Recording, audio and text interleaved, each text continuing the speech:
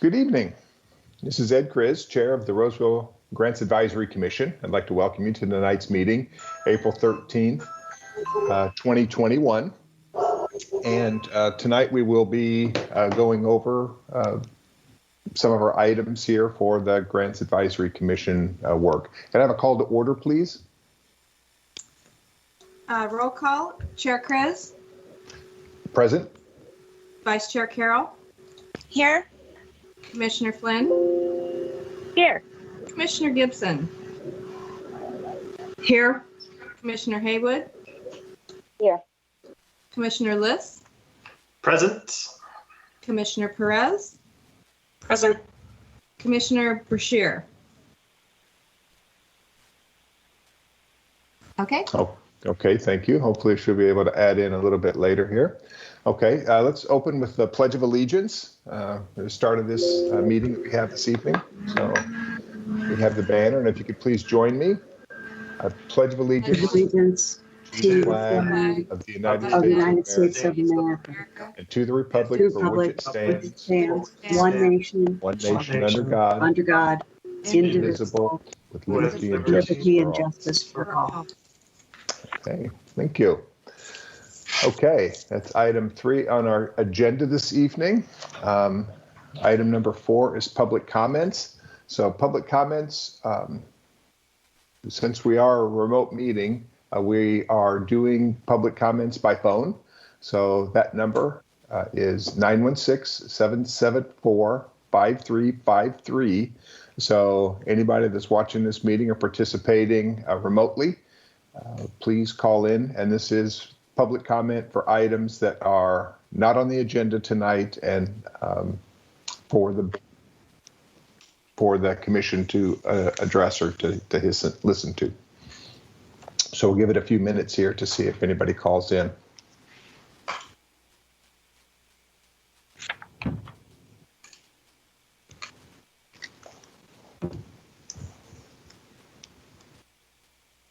Chair Chris, at this time, there are no public comments. Okay. Thank you. Okay, let's go ahead and close public comment at this time. And now we're going to move on to item number 5 or 5.1, which is the minutes from the February 9th, 2021 Grants Advisory Commission. So is there any comments on that item from the commissioners?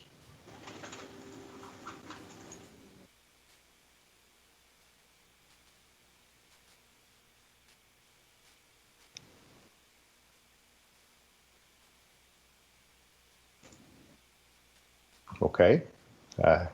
I would entertain a motion then for approval of the minutes from the February 9th Grants Advisory Commission meeting.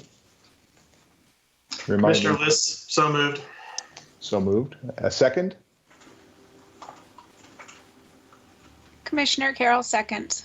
Commissioner Carroll, seconds. So we do this as a verbal, right? So make sure everybody's off of mute. And all in favor? Aye. Aye. Any opposed? Okay, motion carries. We move forward. Okay. Moving on to item 5.2. This is the 2021-2022 funding deliberations and recommendations. So staff, is there a presentation to initiate that item? Yes. Yes. Okay, so good evening. Yes, next the commissioners are going to review the grant application rankings and proposed average funding to determine recommendations to forward to City Council for the 21-22 Citizens Benefit Fund and REACH funds. So as you all know, this was our first year using the new priority groups.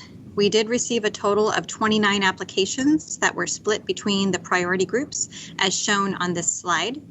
Staff determined that all submitted applications were qualified, so all 29 applications were scored. This year, the commission had a total of $359,334 to award to applicants. And the funds are broken down with $357,700 from the Citizens Benefit Fund and $1,634 from the REACH Fund. So later on, we will be reminding the commission that we need to make sure we end up with that $1,634 coming from the REACH Fund and who that's going to go to. The commission scored each application on a 100-point scale and used similar review criteria as previous cycles. They used their scores to determine the rank and the rank of the applications in each priority group. Using the rank instead of the application score helped remove some of the perceived bias that can occur when using a numerical score. This way, the top score for each commissioner is a 1, no matter if their raw score was, say, a 98 or an 87. The intervals between the ranks lead to a more consistent comparison regardless of how hard or easy an individual commissioner scores. Next, I'm going to hand it back to Chair Chris, and the commission will begin discussion and deliberation of the funding. Okay, great. Thank you very much, Tricia. I appreciate that. Before we actually begin the deliberations, I just kind of wanted to open it up for the commissioners in regards to this process. So this is kind of new. We have two new things going on. One of them is the CONE recommendations that were approved by council that we got incorporated into the process, generated these 3 different funding criterias, as well as a different process of scoring and then ranking so that we could do this comparative thing. So was there any general questions or observations that the commissioners have had as they went through the evaluation of the proposals or applications? Sorry.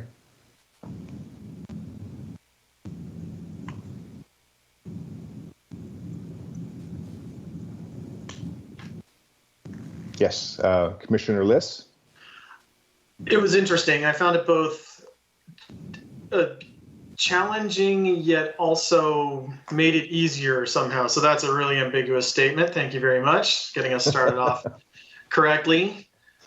I found that, yes, I do like the flexibility of ranking, not necessarily by exact score number, and being able to have a little additional flexibility as a commissioner to rank from, not just from score, but also from perceived need and the rest of the things, and a little bit of the leeway that it's important for this commission to really do our job well.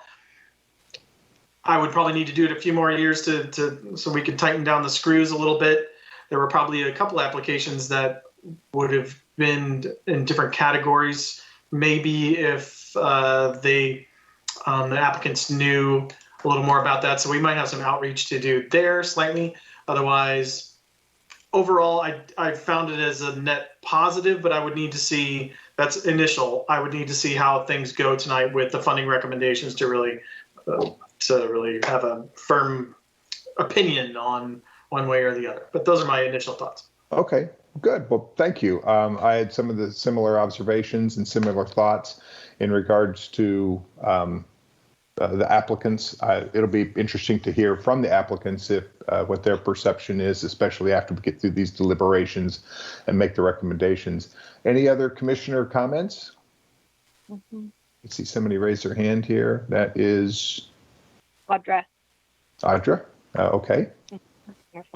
Yeah, I just wanted to comment that I found it a little easier when you're comparing like requests. And so I really did appreciate the categories, because then it gave some context and some comparison that it's really hard to compare apples and oranges, for example. And so having those applications in the categories I found really beneficial and useful. So I just wanted to say that overall, I think it was easier. And for me, I think that was one of the contributing factors. Okay, good. Thank you. Thank you. I concur. Anyone else care to share comments in regards to what they felt the process was? We had a couple changes here. Commissioner Haywood? Yes, thank you, Chair Chris. I agree with Commissioner Flynn that it was much better to to have the like group applications. I will dissent with respect that it was an easier process. I did not like the rankings. Perhaps I misunderstood the intent of the rankings. And Commissioner List did clarify his perception of what the rankings, the purpose of the rankings. For me, and I'm sure we'll talk about this more, it was more of a very transparent ranking based on the scoring. So for me, because there was challenges. So for me, I did not like the rankings, but again, will not say much further at this point because the whole process hasn't proceeded. I will say, based on my preliminary review of the spreadsheets we were provided, I am pleased with the way the applications fell. I find that aligns much more closely with my personal rankings than in the past. So I do appreciate that. But I'll just, again, not to beat a dead horse, but the rankings was not something I appreciated. Oh, okay. And when you were talking about the rankings, so we had the numerics that each commissioner had identified, and then the rankings of 1, 2, 3, 4, and then combining those are the things that seem to be a little out of step with what we've done in the past. The rankings of 1, 2, 3, 4. Yeah.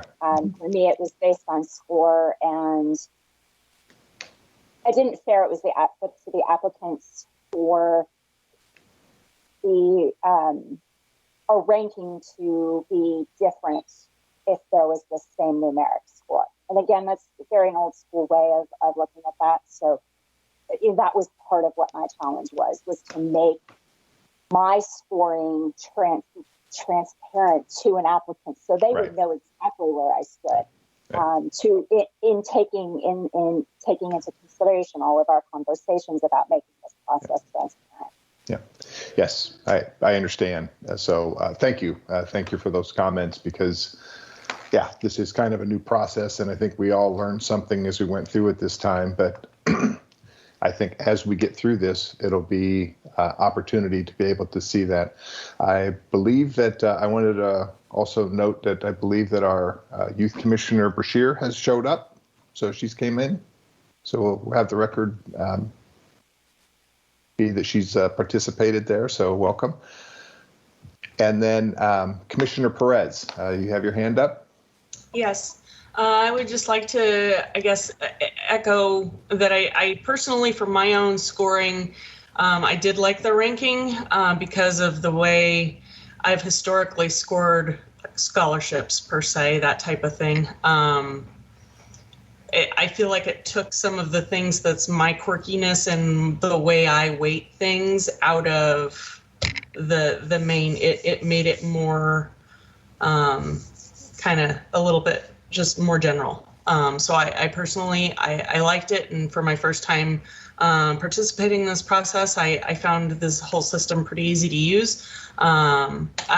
I'm very curious as far as once we get through this process, if we can take advantage of some of the graphing that is in Zoom grants to maybe kind of take a look at all the different kinds of needs that that are going to be funded with this to see if it's evenly distributed or if we're weighting more heavily in one particular area of need. I mean, just for being a research geek about it. But I thought it was pretty smooth to go through. Okay.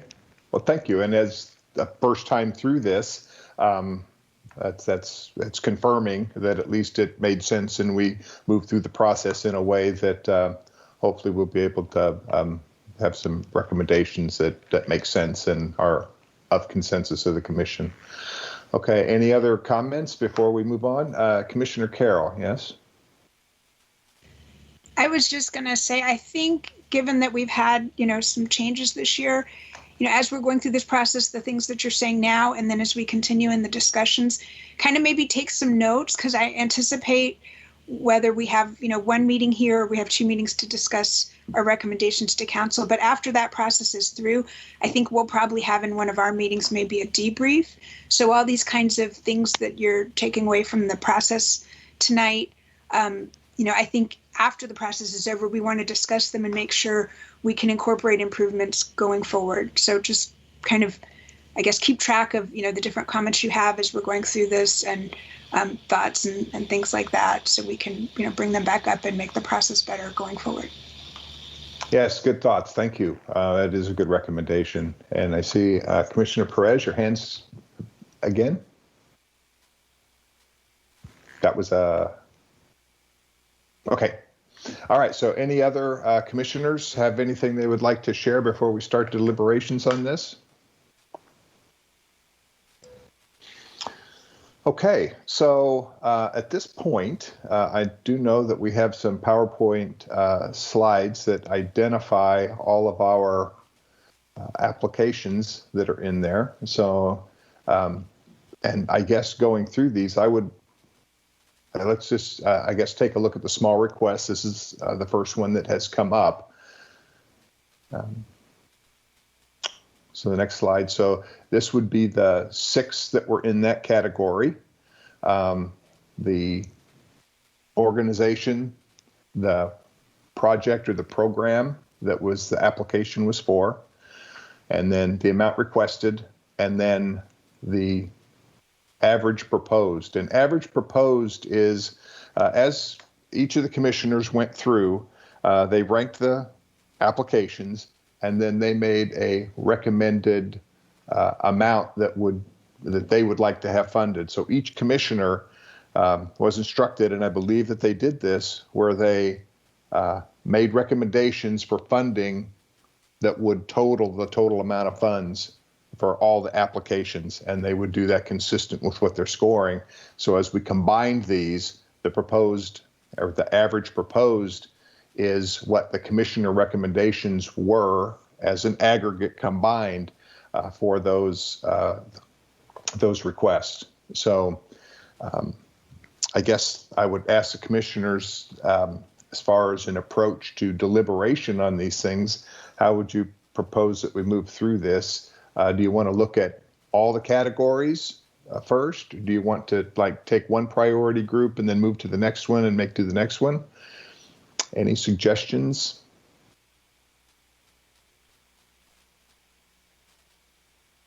This is kind of new to us also, having these 3 priority groups. In the past, everything was in one. So I think that we should be looking at these priority groups individually, but how we go about doing the ranking within these. Mm-hmm.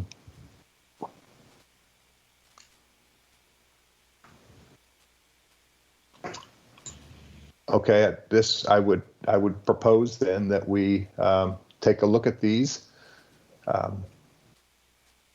Of these 6,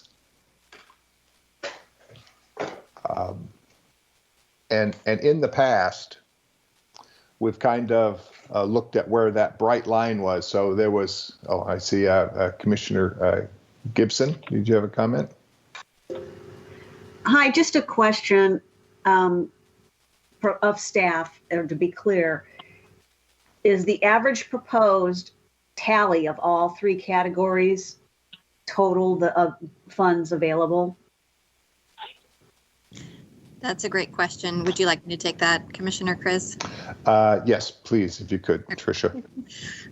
Because the average, it's an average, the total average proposed is a little bit higher. I think maybe it was about $40,000 higher, and it's because it's an average. So I wish that I could say yes, it's exactly the right number, but it is not. It's a little on the high side. That makes sense because it's an average. Right. So if and just to reiterate, if we went through the proposed average, we wouldn't have enough funds to basically take the average proposed and apply that to all of the applicants that came on. And that has to do with the fact that it's averaged, and it is, but it reflects the different commissioners' recommendations that were being proposed. Okay, so Commissioner Perez or Michelle, you have a question? No, I'm good. So that Okay, answers my your question. hand's still up there, so I'm trying to figure this out. All right. Okay. All right. Any other comments or questions in regards to what that average proposed is? And that is Commissioner Haywood. You have a comment? Commissioner List was first. Oh, Oh, I kept raising and lowering my hands. well, okay. I I don't. did too. So I'll defer to you, Commissioner List. Go ahead. Go ahead, Don. All right. Again, just in my mind, with the average rank, was that I just don't understand. I just want to understand what the formula, and not only for myself, but also for the applicants, the formula that was used, average rank as well.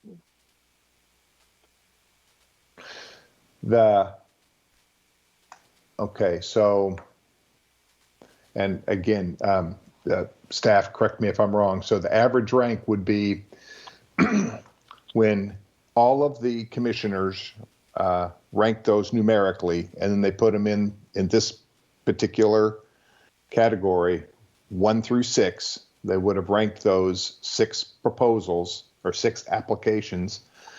They would have ranked those in numeric order. Then what staff did was combined those to a numeric rank and then rounded them to the ranks of 1, 2, 3, 4, 5, 6.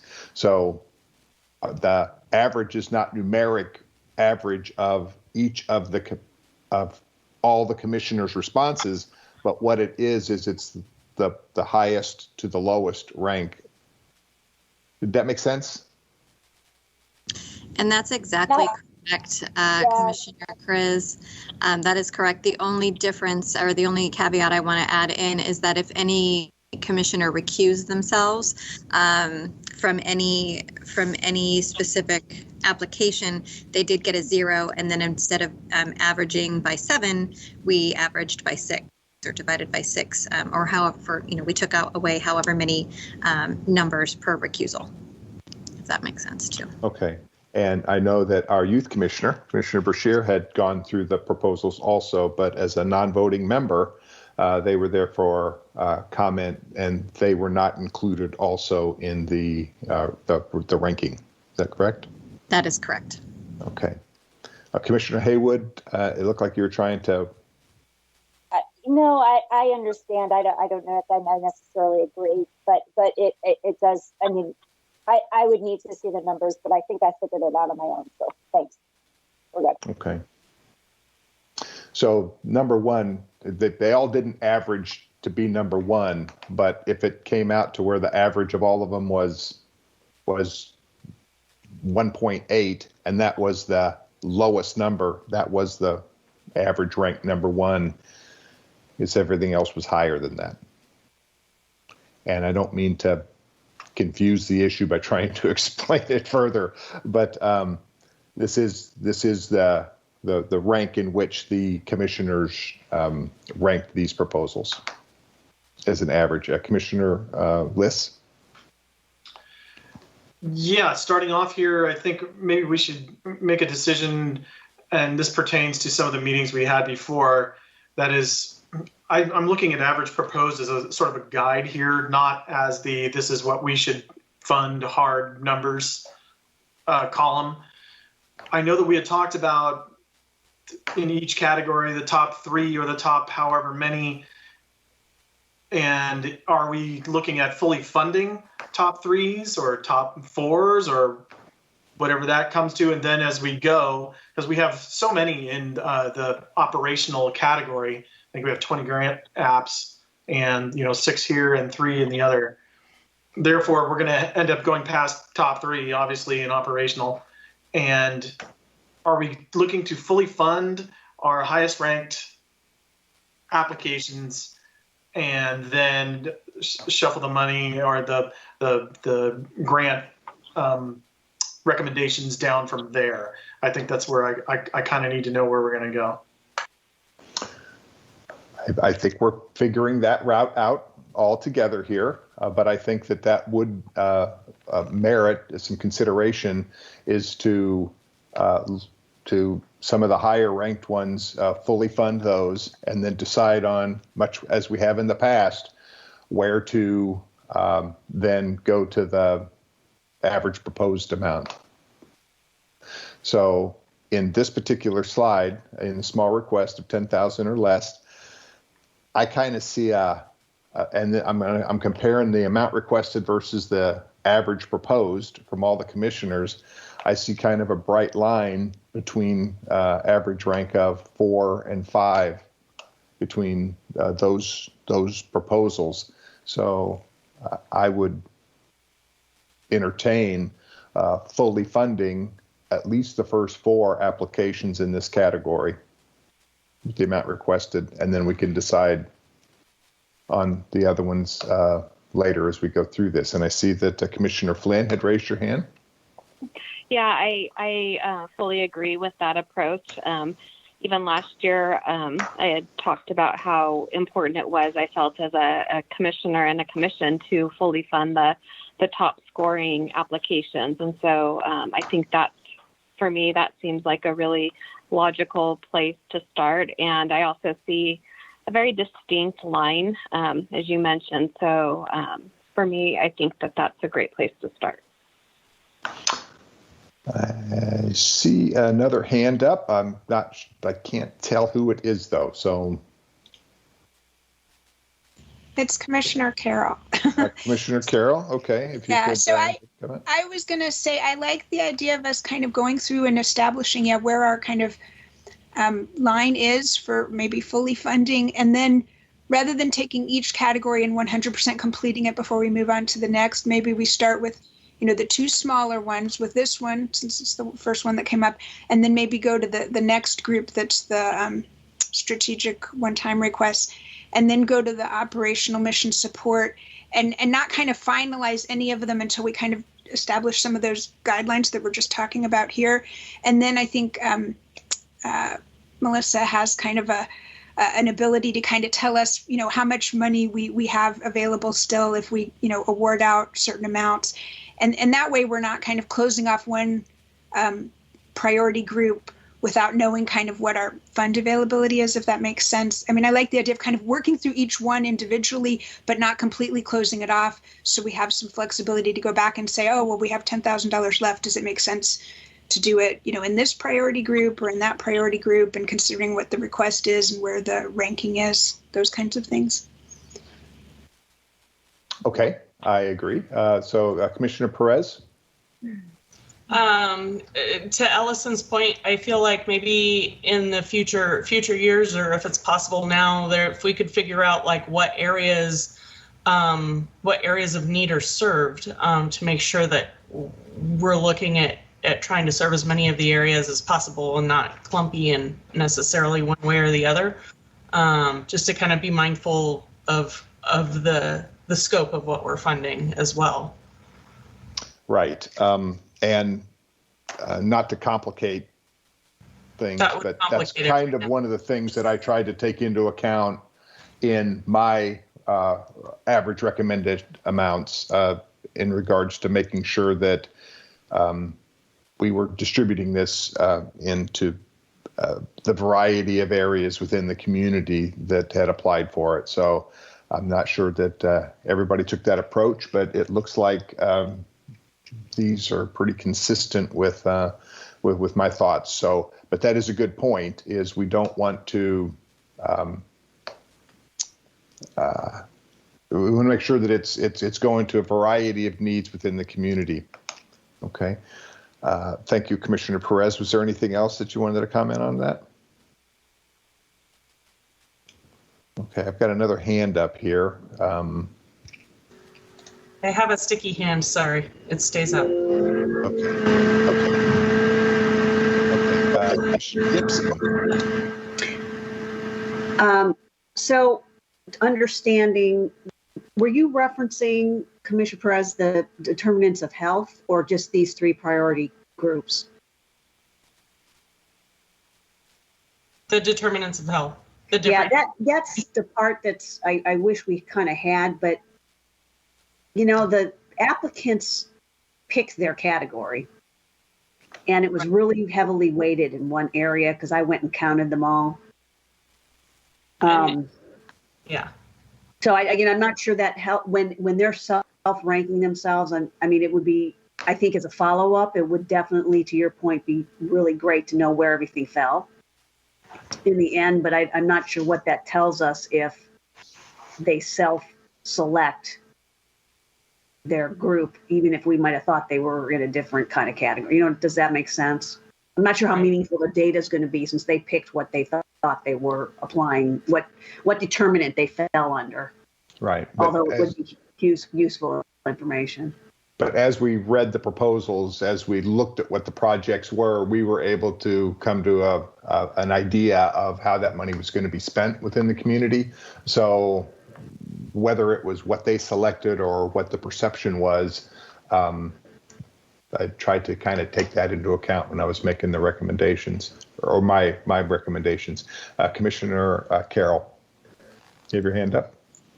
Yeah. I mean, just to that point, I think it's perfectly fine for the applicant to select what they feel is their best, where they would place themselves on those social determinants of health categories. I think we asked for only one, and we had a few groups who did multiples. But I think after we go through this process, it would be good, and we can do that through Zoom grants to see, where did they fall? And that's kind of a point I was taking a note on for the future if we want to incorporate more of that sense of kind of not evenly, but distributing, so they're not all in 1 or 2 categories if we want to take that into account in the future. But I think it's valuable for them to classify themselves and for us to evaluate that once the process is over to kind of see how it came out. And again, if we want to make changes to that going into the next year, that would be an opportunity. Okay. And this was one of the, these are the recommendations of the CONE report and the community needs assessment, where there was some discussion of should determinants of health be partitioned out and then the grant funding go in those areas.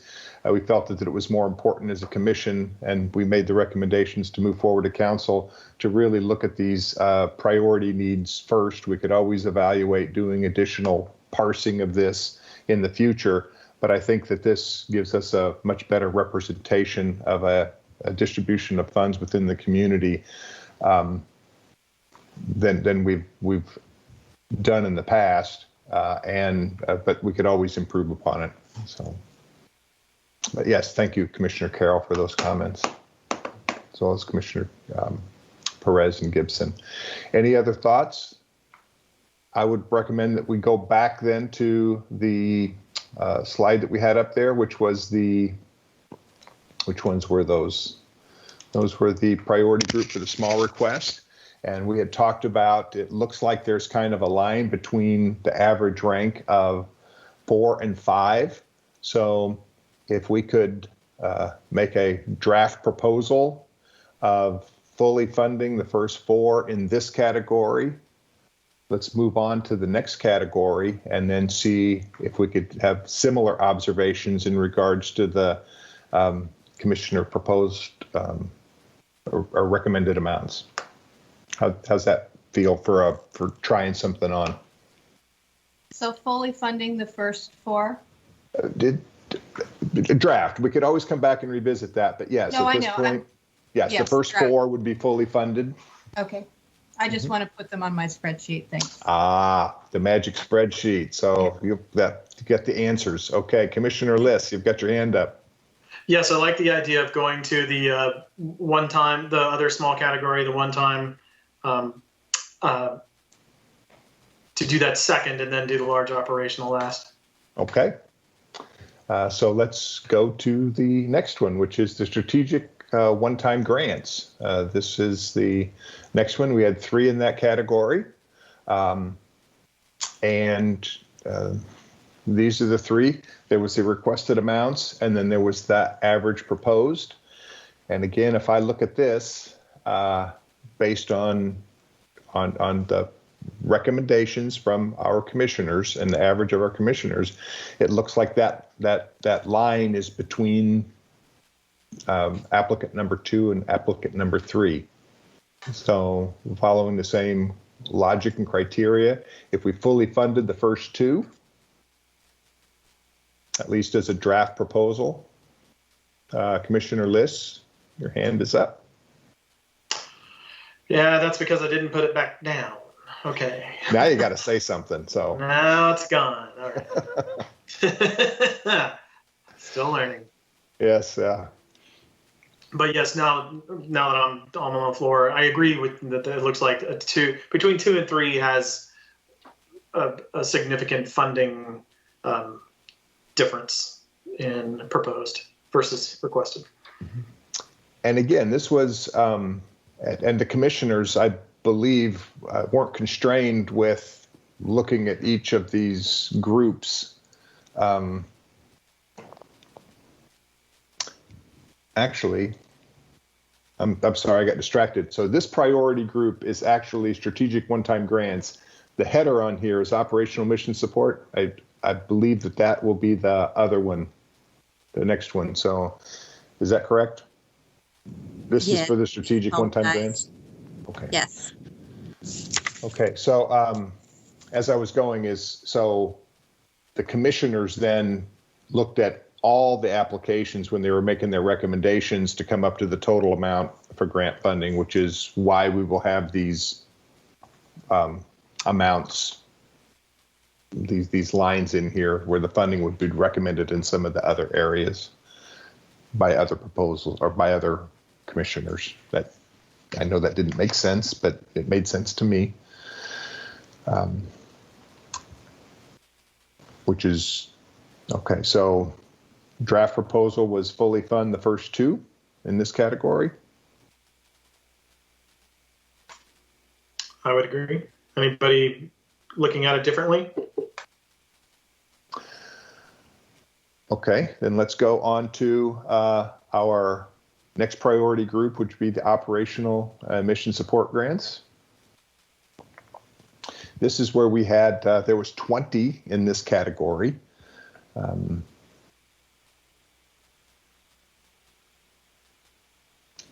here we can see the amount requested and then the average proposed based on the commissioner recommendations.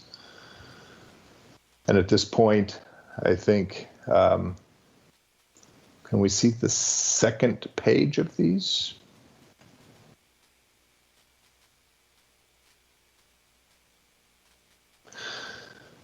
Okay, it looks like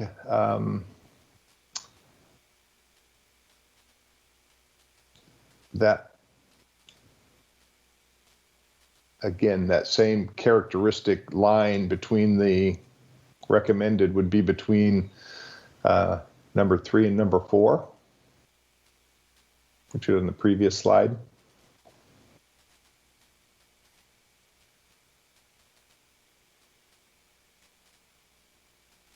So fully fund the first 3 in this category, following the same criteria that we had before.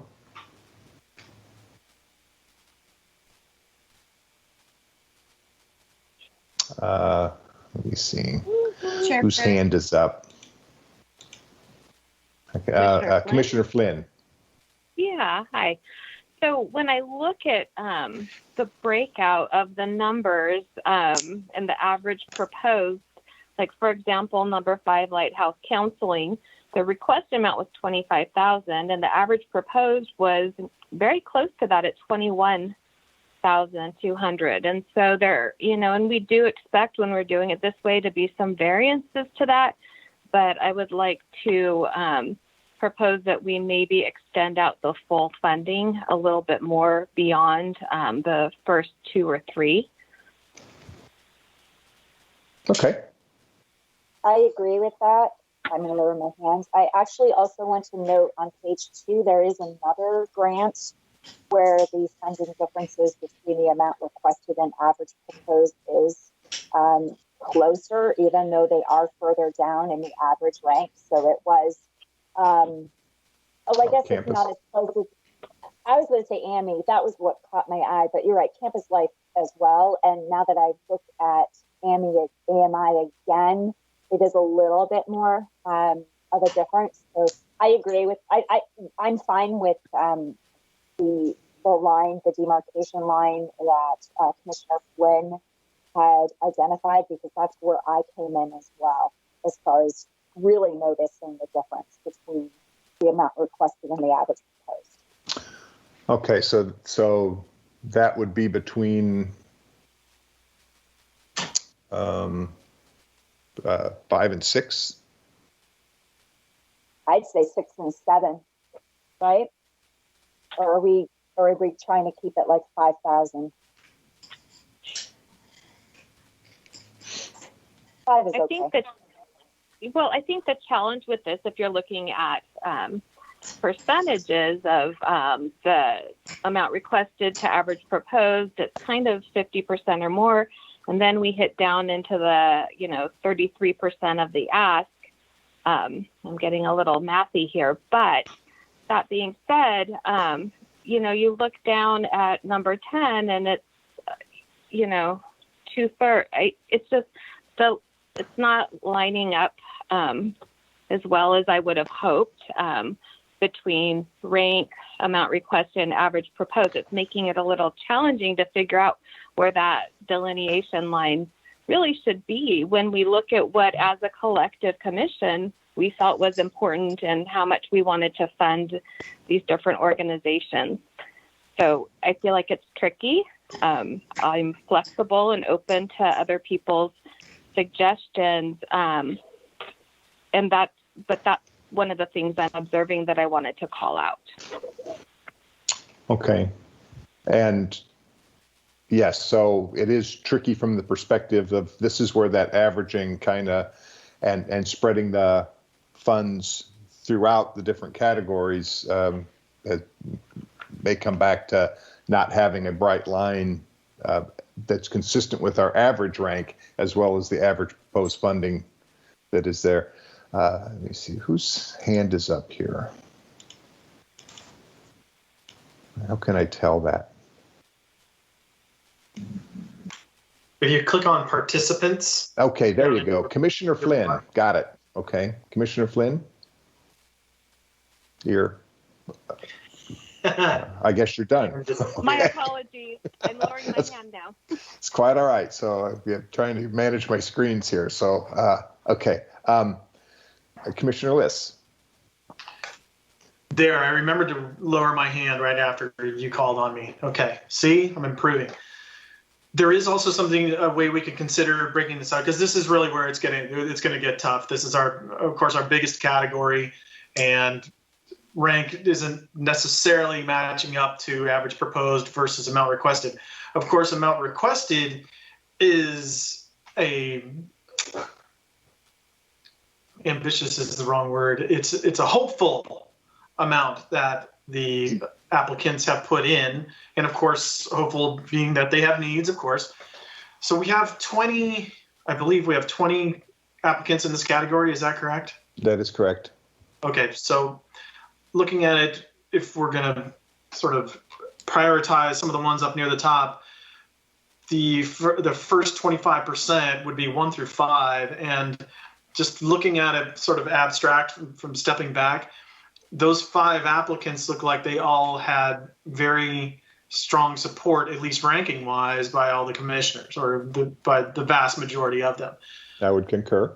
Then if you look sort of at the average proposed, going from there down, you do start to see more along the lines of significantly different proposed versus requested, of course, aside from maybe an outlier on the second page, which is a little bit closer, but of course a smaller grant too.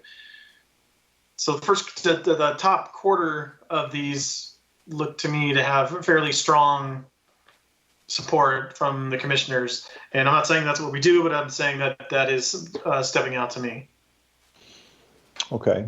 And then keep in mind, we're talking about the fully fund the grants, And then beyond this category, we'd look to see how much grant funding is remaining that would allow us then to possibly go with the average proposed amount. So when we get to some of those categories further down, that's where the commissioner recommendations might still give them a significant amount of their funding if we use the average proposed amount for the recommendation.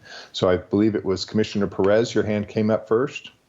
Yes. I think for argument's sake, I think since you said let's just start somewhere and this is where we're starting, this would be the natural next step to look at to kind of play this out and see where the money falls if we do fully fund the first 5 and then see what's left. And then, I mean, that might, who knows what that number will be. I think it'll be interesting to see how that works.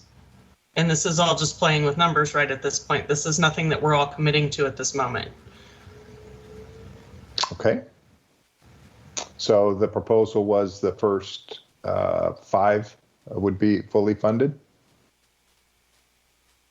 So, and then Chair Chris, when you say fully funded, do you mean the recommended amount? Yes, that is Okay. correct, Melissa. I just Sorry wanted about to that. get So clear. yes, so that would be fund the amount requested, Thank you. much like we did on the other categories. Yes. Okay, thanks. So that would be for the first 5. And now we have, who else? Michelle Gibson, Commissioner Gibson. Do we need to listen to Melissa first? Or do you have like a point of order, Melissa? I already asked my question. Let me take Okay. I guess doing the math myself, I'm more down in the first 10 or 12 fully funding. I was trying to do the math, adding up all the numbers, but Melissa will do that for us. my kind of going out with Commissioner Perez says about, you go down to like campus life connection, and if we as a group, wanted to fund 80% of their request, I'm just struggling a little bit with the ranking versus what the average proposed funding amount is. I would have, to Commissioner Perez's, I would have liked to see them align a little differently, but they just aren't. Yeah, it's not perfect, but I still think that even if we went with the average amount recommended at that level with campus life, that still gives them a considerable, if there's money left at that level, that still gives them a considerable amount of funds available to be able to work in the community. So Commissioner Haywood, yes. Not to throw a wrench in anything here, but if we're thinking about funding the top 10 on operational mission support, do we need to go back and consider what we're going to do with the remaining grants in the small grants and one time?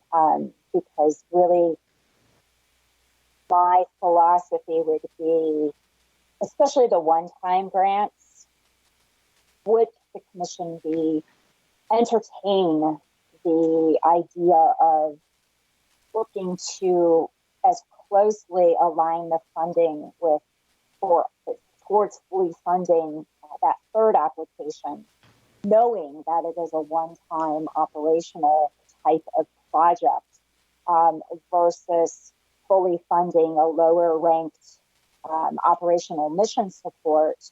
And I'm not saying that these aren't all important. That's not what I'm trying to get at here. But if we're going with the premise that we've got these priority areas, distributing the money as broadly as possible, yet also offering the community new and different opportunities that might reach different audiences and expand operations for this particular nonprofit. Just something to food for thought with both the one-time as well as the small grants, and whether or not we want to work on taking a line with the operational mission support, then going back and looking at those other two categories, and then coming back and revisiting the fully funding the 5th or the 6th through the 11th or 12th, wherever we landed. I would concur. I think that would be a really good approach to go back. So if we, so I heard the proposal here being the first 5 in operational mission support. We would the draft proposal would be to fully fund the first 5, and now we'll go back to the other categories and see where we land on those. But I do agree that the one-time grants and then the small request might have additional priority maybe applied to them because of the nature of what they are. Okay, so Michelle, if we went with the fully funding the first 5 on the mission's operational support. Now I guess we can, Commissioner Carroll, you raise your hand. Yeah, and I think when you said Michelle, you meant Melissa. But yes, I did. I tried to have a spreadsheet here so I could kind of keep track too. I see though Jonathan has a point, so maybe I need to defer and let him speak first. No, please finish. Oh, finish okay. I didn't know if you had unrelated. Point of order. Okay. I went back based on what we were just talking about, and I did for the one-time strategic, I added the third applicant at the recommended, not the requested amount, but or average proposed amount. And then I went back to the small requests, and we had fully funded up to through number 4, and I put 5 and 6 in at their average proposed. And then I went back on the operational mission support, and after 1 through 5 fully funding, we could fund 6 through 15, which takes us down to the gathering in, and at the average proposed, and still have $1,011 left over by my math. So I don't know if we want to cut to that at this point, but I thought, we were kind of taking the groups we said fully funded and then adding for those first 2 categories the average proposed to basically give everyone in those categories something. And then it, like I said, took us down through on the operational mission support, since that's our biggest, down to the rank of 16. Okay. Sorry, the rank of 15. And they would be funded at that average proposed too. And okay. So yes, I believe I followed that, Commissioner Carroll. I believe it is, Melissa has the spreadsheet and the count that would be able to confirm that as we went through that. But give me a minute. Yeah. So could you just repeat it so I can just make sure I've got it right so we can tie out our numbers? I was doing the funding the requests for the the first category was the strategic one-time. We fully funded 1 and 2, and then I put in just now the average proposed for the third group. Okay. And then down to gathering. Sorry. Yeah, I think we're getting a little ahead here. So okay. That may have been cutting too fast. So let's go back comments. through this logically. I know that there's some hands up here. So I would like to hear from our attorneys representing Jonathan. You've got your hand raised. I just wanted to make one general reminder to be aware and cognizant of your recusals. To the extent that we're talking right now in kind of general terms about a methodology to approach this stuff, that's fine. But to the point that anybody starts talking about the merits of any individual application, or if they have a recusal and they're proposing a cutoff that happens to include or doesn't include, we need to be somewhat mindful of that. But so far so good. I just wanted to bring that to everybody's consideration. Okay, thank you very much for that reminder, because there were some recusals in there. So as we go through these, we'll just have to be mindful of commissioners' positions on those. Okay, thank you, Jonathan. Commissioner Carroll, your hand is still up. Did you want to continue on with that, or? Okay. Sorry, I forgot to turn it off. It's off. That's okay. And then our youth commissioner, Bashir. So I see your hand is up. Thank you for participating in this. I hope that this is a learning experience for you and that you got something out of your review of these proposals. Would you like to comment on the process to date? Oh, yeah, I actually had a quick question for Jonathan. I wanted to comment on one of the proposals, but I wasn't sure if I could, because could I comment on like the specific proposal, number 19?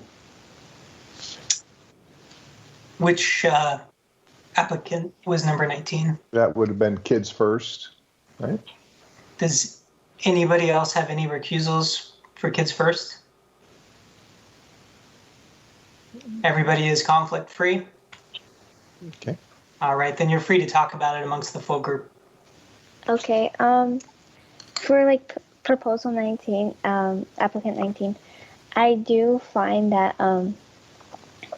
that it's like very important, because I am in like the high school environment, so I am seeing the depression go a lot amongst these kids. You could just see it in like the way they're taking care of themselves, and I'm finding it very very hard for them. And I think one of my friends was lucky enough to have insurance cover their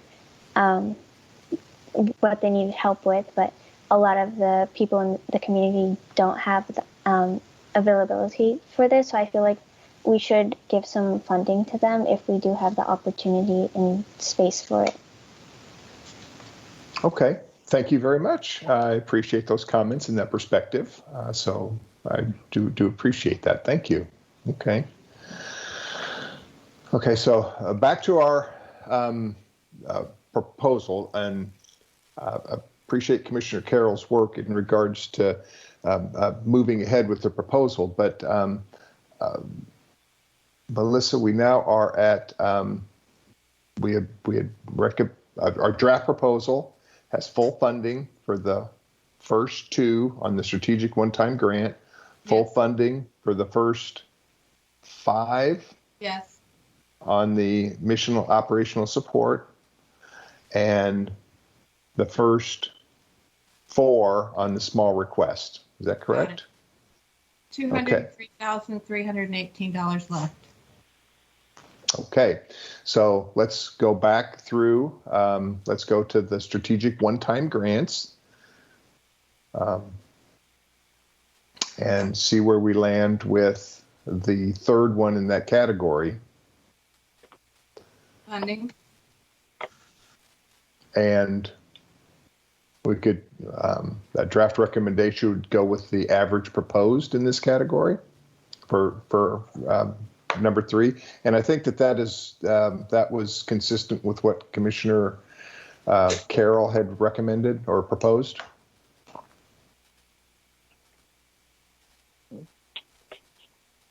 Commissioner Carroll?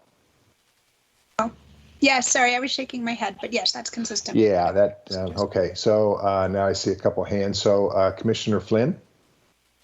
Yeah, I think that when we're starting to give out partial amounts, we just need to be mindful of the applications. And if groups have indicated that they won't be able to fulfill their mission unless they get full funding, because I do recall one. And so I think that's just an important piece of it to consider when we look at partial funding. Thank you for that. And I'm not sure we have that information readily available to be able to include that in this debate. But Commissioner Haywood, would you like to comment on that? Yes, and thank you, Commissioner. Oh, go ahead. Was that you, Commissioner Flynn? Go ahead and you can continue. Yeah, I think that moving forward in the future, we should probably have that readily available to us, thinking forward. Yes. Okay. Sorry. Thank you, Commissioner Haywood. And as part of my evaluations of all of those, I did look at that question, and most of them were able to utilize the funds to do either partial or contribute. There was only one or two of them that had where they wouldn't be able to do the project at all. But yes, that is a good comment. Commissioner Haywood? Yes, thank you, Commissioner Chris and Commissioner Flynn. I'll build on what Commissioner Flynn said.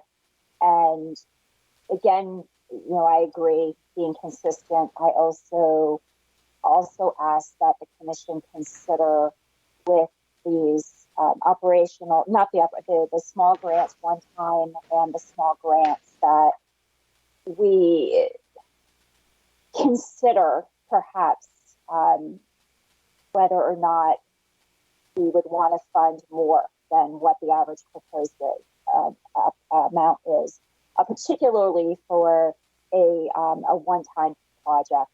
And especially given in this particular category that we're looking at a third of the application, which I guess is consistent. Obviously, we don't want to disregard or discount the rankings and the preferences. I just feel for the amount of work, and we've talked about this in past grant cycles, for the amount of work that these organizations come in, particularly for the small groups and the one-time projects. I think we just need to be mindful of the requests and just that's really all. I'm a proponent for fully funding if at all possible, because it is a lot of work to put these grants together. But I do understand and respect other commissioners and the discussion we've had in the past about the wish list.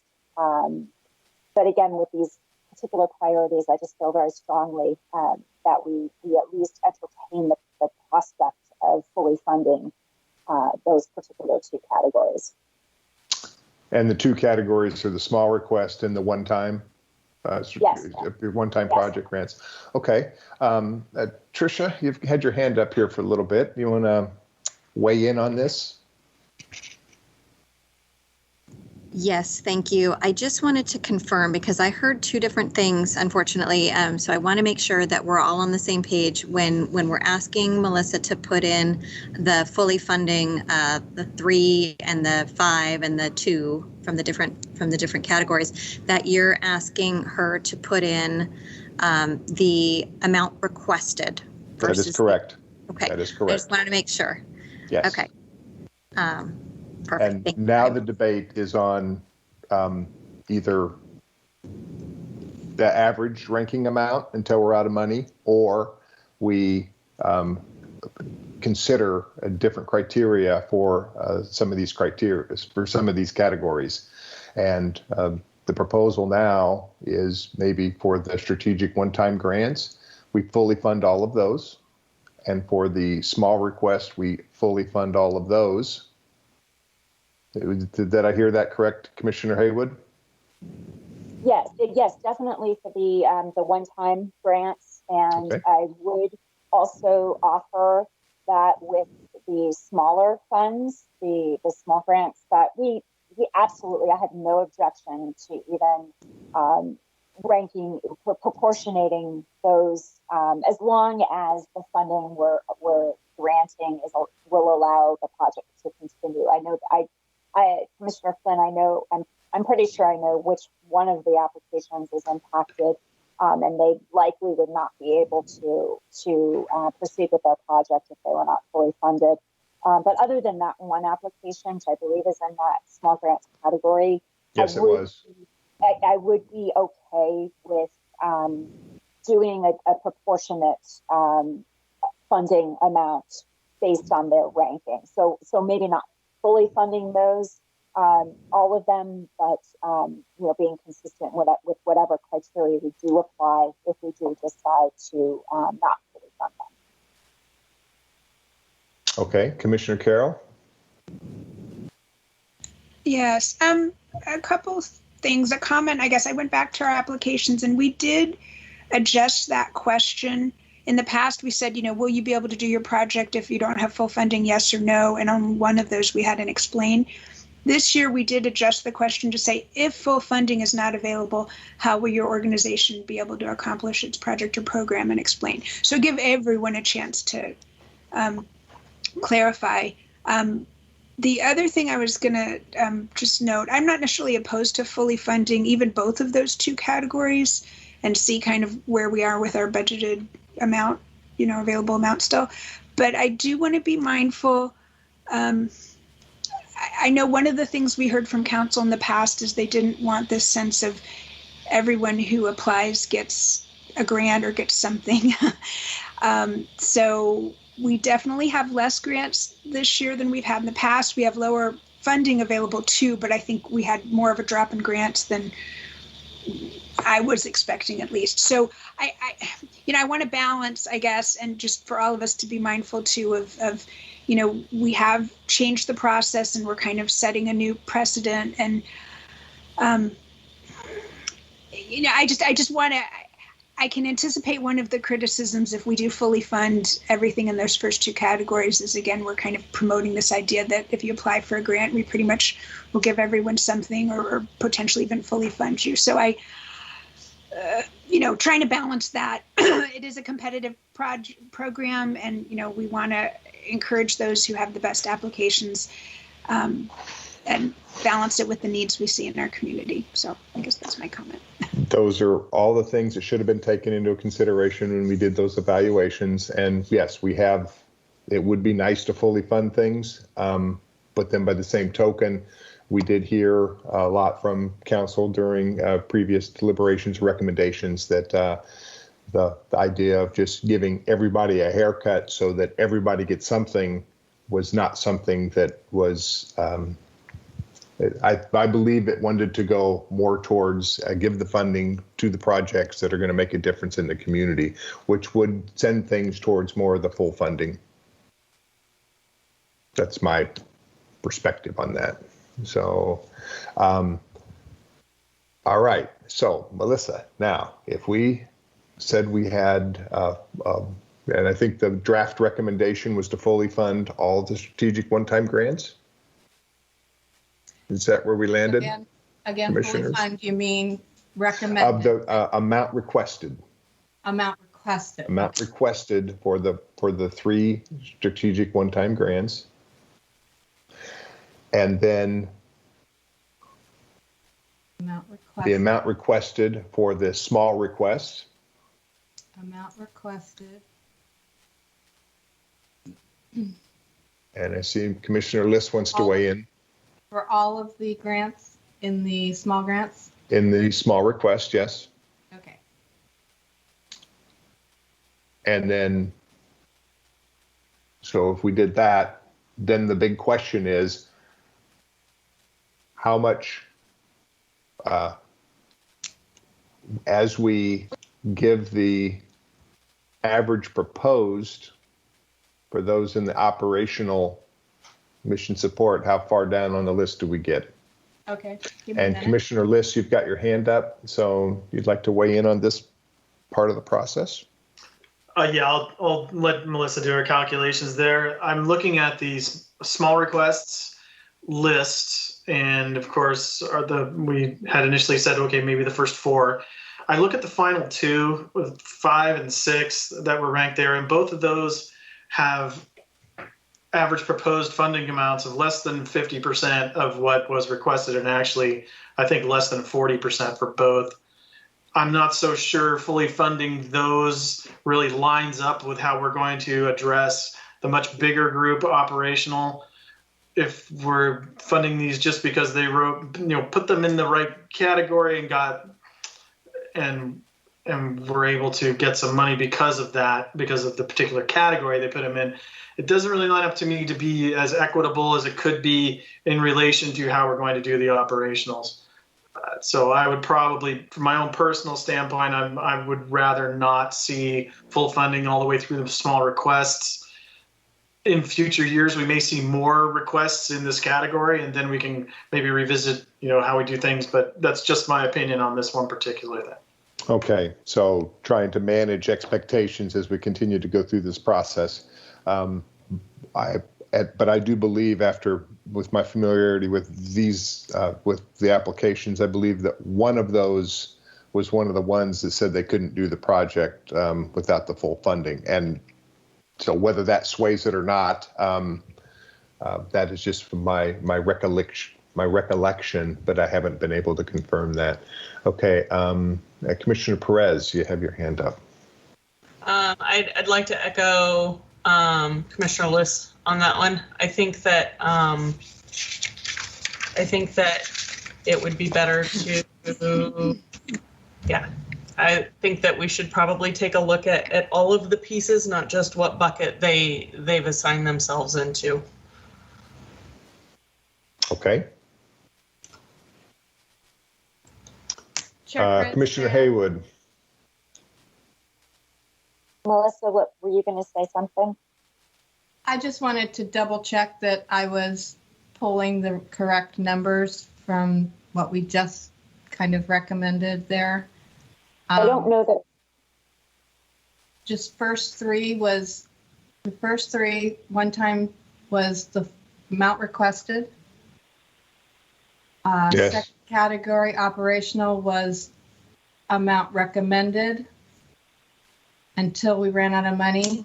And small grants was amount requested for all of them. And I think that we just had maybe a modification to that.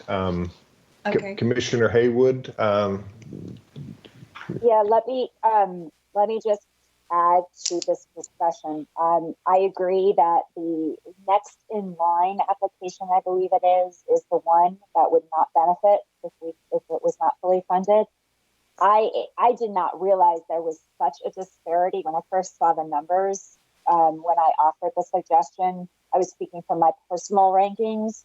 I do agree with Commissioner Liss and Commissioner Perez that perhaps that last application is not considered for funding at this point because of the disparity between the amount requested and the amount recommended by the commission with the averages. Or the average proposed. Thank you for reposting that so I get the terminology correct. It is substantial. It is a substantial difference. So I would be in alignment and agreement that we set that particular application aside at this point, and the money would be better directed towards the remaining category that we have of the operating funds. Still up for debate on the fifth application. Defer to discussion. Okay, so that money would then be made available to the other ones that are more closely aligned with recommended versus requested funding in maybe even one of the other categories. Okay, we'll take that consideration. Commissioner Carroll, you've got your hand up. Yeah, I think it was the applicant ranked number 5 in this current group of small requests that I looked at their application. It did say it's doubtful they'd be able to accomplish it without full funding. So just clarifying that. I would say between these last two and the last one of the strategic, they're all coming in at about a third of the average proposed, a third of what they requested. So I think if we want to be equitable, I think all three of those kind of fall in the same category. So I guess I would feel awkward fully funding the 3 and the other category, knowing that last one kind of shares similar characteristics with these last 2 in this category if we don't want to fund those. Okay. I would agree with that, yeah. So, Melissa, so let's try this one on. So for the category of strategic one-time grants, we would look at the amount requested for the first 2 applications in that category. For the small request, we would look for the... Oh, wait a minute. Hold on. I'm sorry. Okay, small grants. We would look for the Did you amount say amount requested or amount? I'm sorry. Yes. Amount That's right. requested. Strategic one-time grant, the amount requested for the first 2 applicants. Got it. Now let's move to the small requests. Okay. In the small request, it would be the amount requested for the first 4 applications. Okay. And commissioners, please weigh in if I'm not catching the comments up to this point. For the operational mission support, I believe we had the recommended amount requested down through, okay. was it the first 5? Oh, okay. Is that correct? Requested. Amount requested through the first 5. Okay. And then, go on. I'm sorry, you had a question? No. So at this point, I think that looking at the amount requested versus the average proposed, I think a draft proposal would be percentage-wise if we just went with average amount or average proposed in these operational mission support categories, where would we run out of money? Okay, so for the next, for the 6 going forward, it would be the average amount recommended. And that takes us to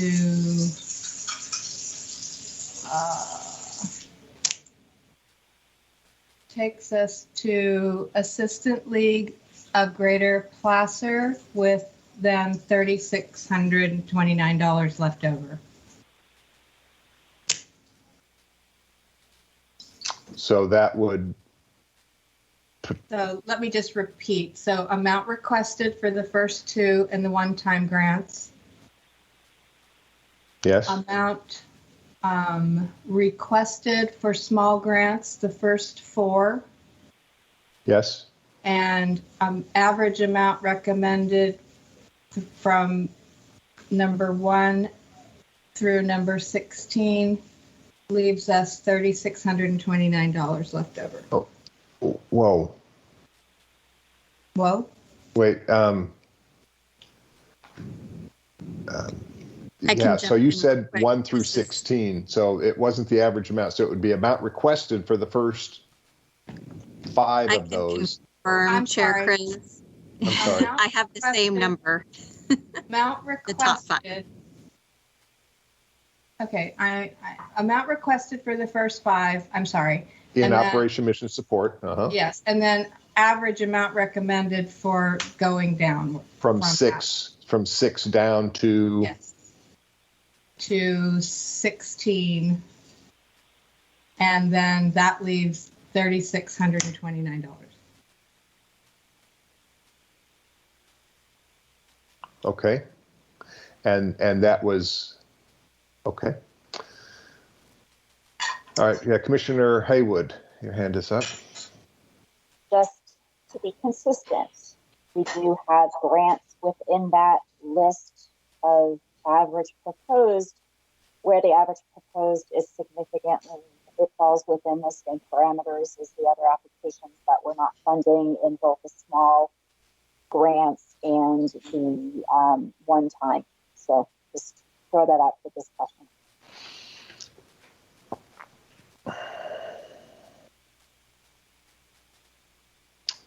I see 1.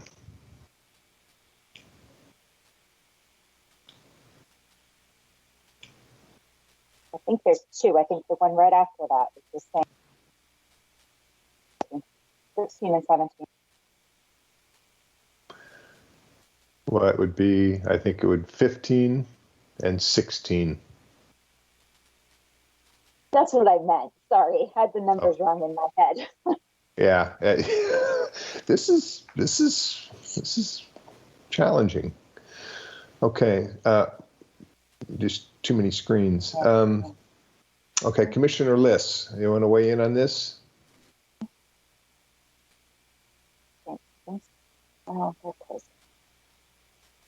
No, or not? Your hand was up, so.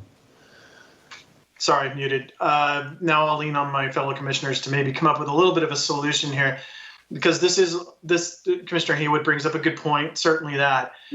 And also, to even muddy the works even further, these are significantly large asks, both 15 and 16. 15 being the biggest by far, as far as an ask is concerned, and is also, 15 has also been an applicant that's been funded in the past consistently.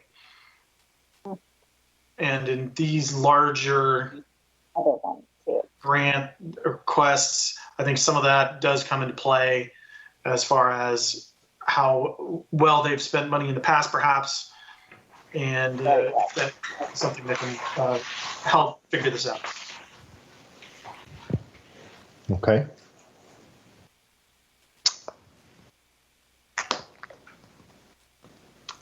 But yeah, I think that part of that was trying to make the recommended amounts on the individual commissioners, where was that money placed? And that was one of the things that came out there. Okay, so Commissioner Gibson. So still struggling a little bit with, and just adding this into the mix, is we have a ranking, and at some point, shouldn't we sort of be considering that in combination with whether, it's receiving funds as well? I'm just, again, trying to think about what my logic was. If I rank something number 20, I probably didn't score their application very well. And again, thinking that, I'm just struggling with somehow introducing and making sure that we're being equitable with the ranking and the applications that were submitted and the strengths thereof. Yes, but then some of that would come out with the amount that the commissioner may have recommended to an individual applicant also. So, right. So we have the proposal before us, the draft. I guess, where do we go from now? So we do have a couple options. I think we can make a decision tonight with a recommendation to move forward. We do have a tentative meeting scheduled in May. We could mull on this some more if we feel that would give us some additional clarity, but I'm not sure that we have additional pieces of information that would allow us to look at this thing differently at this point with the work that we've already put into this. So, Commissioner Gibson? Me again. So if we look at it again, what pieces of information would be helpful? And I go back to maybe what Commissioner Perez said about, would it be helpful to have on these spreadsheets somewhere what their determination, what category they put themselves in, the determinant of health, to see how the funds are being distributed across that spectrum? Would that be a piece of information that would be helpful looking at it again, or something else that we're not thinking of? It could, but we didn't really put that in the award criteria recommendations that we made to council. I think that was one of those biases that maybe commissioners would bring to these recommendations and the amounts. I don't think we put any formalization to it to say, well, it should go to one determinant of health over another. So I'm not sure that that information would help us make the decisions that we're talking about here.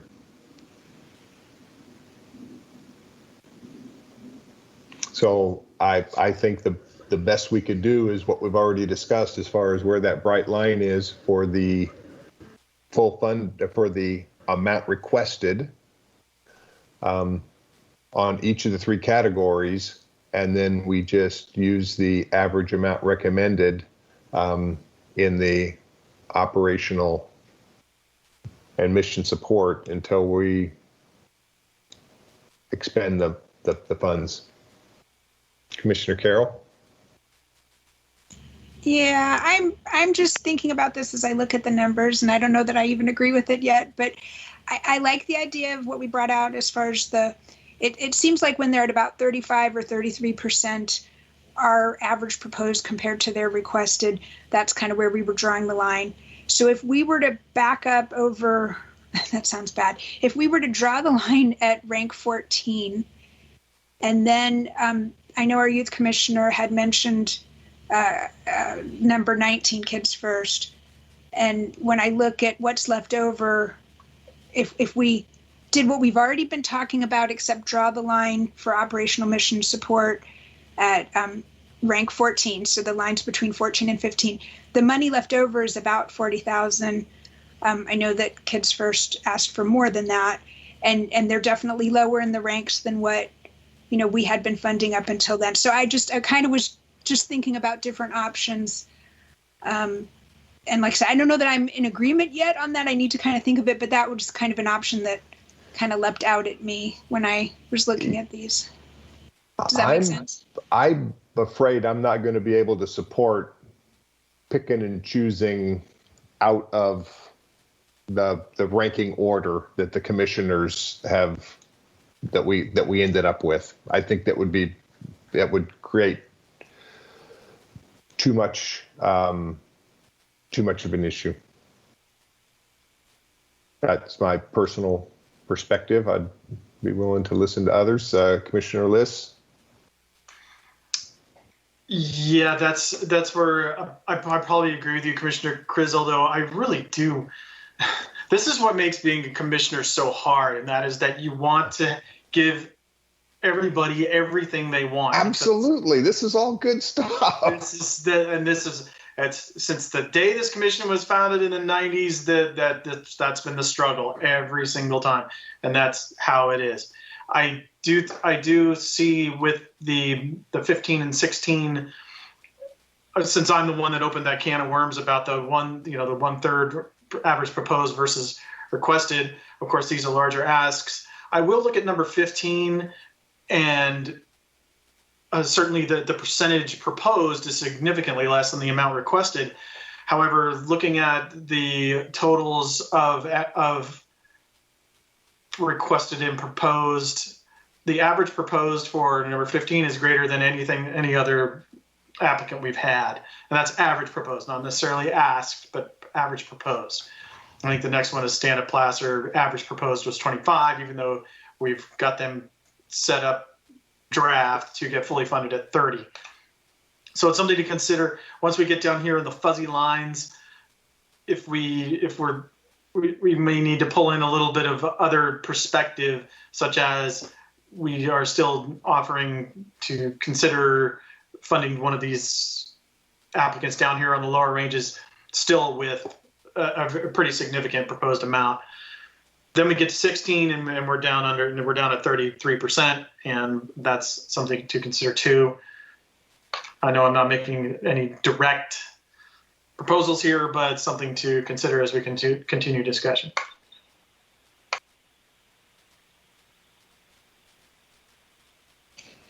Okay, Commissioner Flynn. Yeah, so we've talked about this a little bit. I am concerned about applying different methodologies to different groups in a way that would negatively impact the smaller organizations. When we're talking about for operational mission support going to average proposed, but then we're doing all or nothing with the smaller one time and smaller grants. I just, that's concerning for me. I'm not sure how I can really reconcile that in my mind in terms of fairness and how that would be perceived as well. Okay. I'm not sure what that does to our recommendations other than it kind of reiterates the fact that the amount requested and the amount recommended, those percentages does play into some of this discussion, if that was what I believe the point you were trying to get to. Well, the point I'm trying to get to is if we're saying in this group, it's all or nothing. You either get full funding or you don't get any. We're not doing average proposed for some of the lower scoring grants within that category. But then we're going over to these big guys, operational mission support, and saying, well, you know what? We're going to give the extra money to the average proposed. And so we're going about it in a different way. And I'm concerned about the perception of fairness with that approach. I really am. Does that make sense? It does, but I think the point being is these are the average recommended are based on commissioner input in regards to what they feel the funding should be for those applicants, and when they are such a small percentage of the ask, that's consistent, I think, with the strength of that proposal when compared to all the rest of them, even outside of that category. Commissioner Haywood? Well, can I finish? Oh, sure. Yeah, okay. So I understand that, and I do think that then if we're going to apply that to the smaller grants, then we need to figure out, is there a point? I mean, the point of where we don't fund or where we switch to average proposed versus full funding needs to be in alignment across the board. That's all I'm saying. Thank you. Hey, Commissioner Flynn, thank you. I was going to raise the same question in a different perspective, so thank you for going first and explaining what is in my head that was likely going to come out of my mouth. I was going to invite and offer the Commission to reconsider reopening our discussion on even partially funding the other categories for precisely the exact reasons as Commissioner Flynn already explained. I didn't catch that last part as far as reopening. What was that, Commissioner Haywood? Yeah, my headphones sometimes go out. Reopening the discussion of whether we consider partially funding the remaining 3 applications in the other 2 categories to be in alignment with the discussions that we're having for the operating funds for exactly the same reasons as Commissioner Flynn described.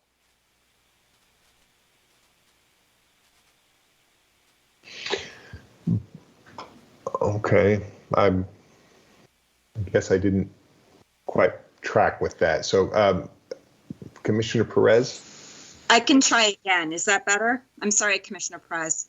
Yeah, my headphones were dying.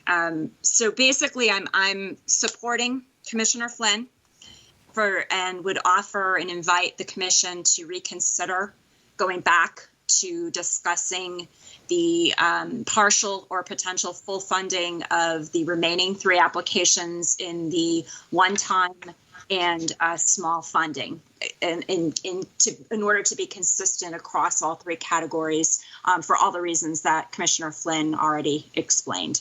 I'm sorry about my mic. Okay, so just to reiterate, so then that would be at the average recommended amount for these other ones, or for the amount requested? Average.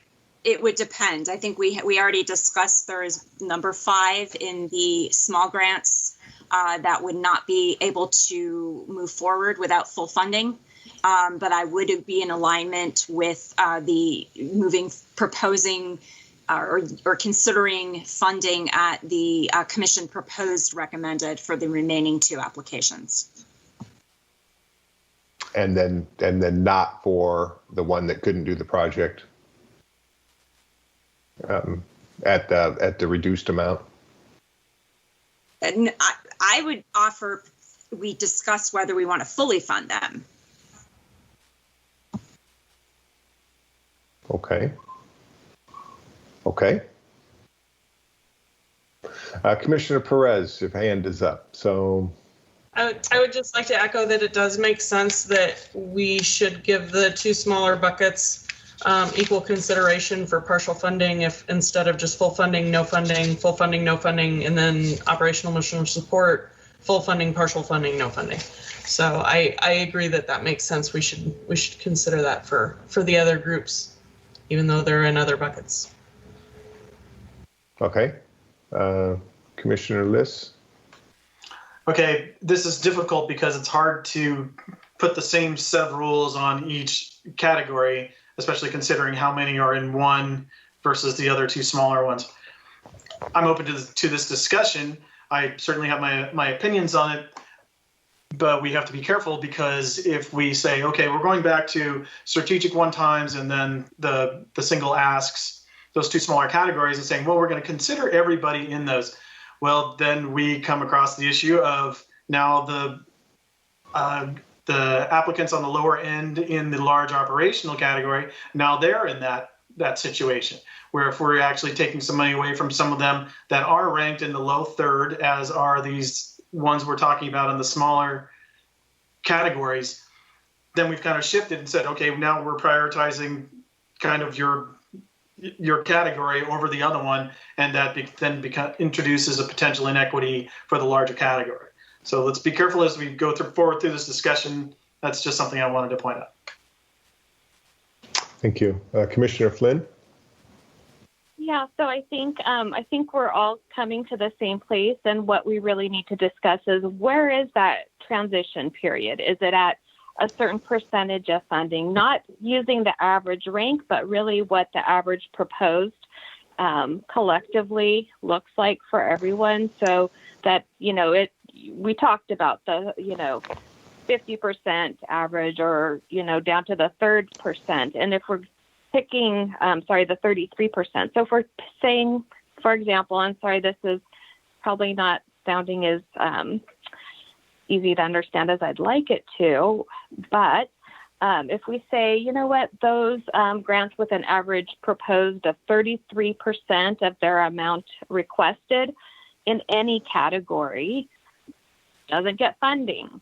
And then we go from, the 2/3 get this much funding and the top 1/3 get full funding, something like that. So there's parity across the board, regardless of the category that they're in. I think that that's what I had in mind, and I probably didn't express that in the clearest way.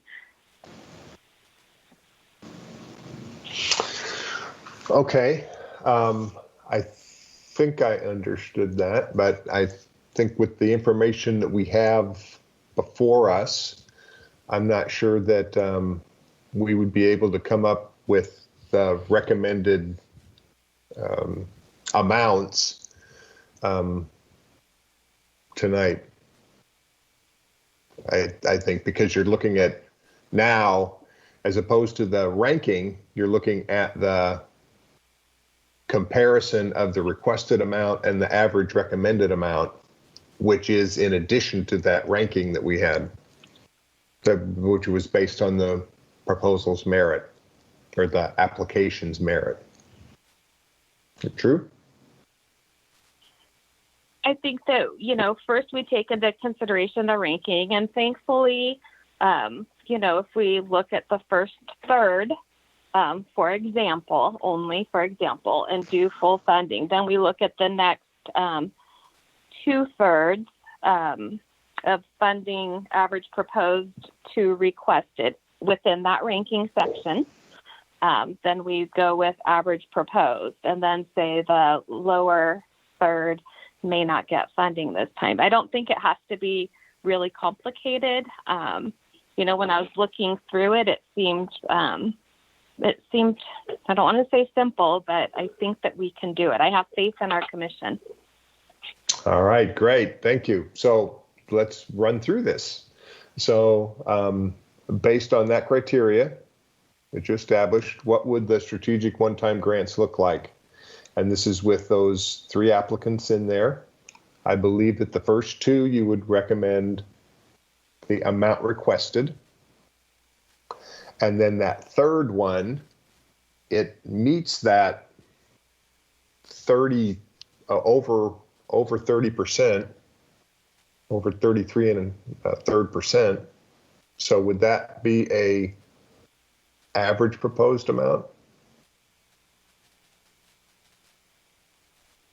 Commissioner Flynn? Yes. So in this situation, it is on the line. I want to acknowledge that. It's right on the line. So that would be up for discussion. It's really close to the line. I would have to get my calculator out. But it is on the low end of what those average proposed amounts are. Right. So the discussion then would be, is it average proposed versus not funded for this particular one?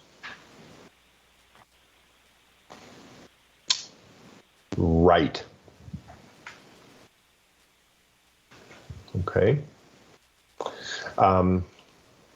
So following the criteria that we had established earlier, it would be, we would recommend not funding this application and having that available for the operational missional support. Right, grants. but we're approaching it with consistent methodology. Yes. Okay. And then same thing on the small requests. We would go with the first 4. Mm-hmm. And then number 5, that one, it's getting closer. It's still not 50%, but but this is the one that weren't able to do the project without the full funding amount. Correct. And okay. So that's an outlier to be discussed, I would say. Okay. I'm going to have to excuse myself for just 1 minute to go look at something here, but that would be the outlier in this category. But then where would we be at? Okay, and then the bottom one is 35% for number 6. Mm-hmm. And I think that as we were going through this criteria, this worked well until we got down in the operational mission support to number 15. Is that correct? Where we were back to the gathering in. Well, that was, and that was dependent upon fully funding, was it 5? 5, and then, so. Yeah, it was fully funding down through 5, yes. So we'd still give partial funding to those down until we ran out of money.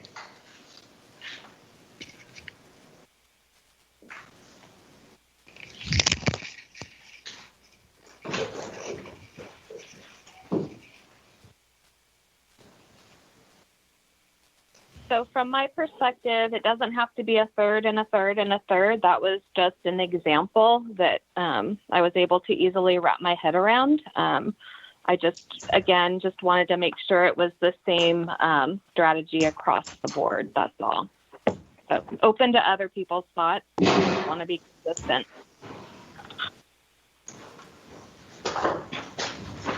I think our chair had to step away briefly, as he mentioned. I think we have a couple other people who wanted to make comments. I see Commissioner Liz and Commissioner Gibson.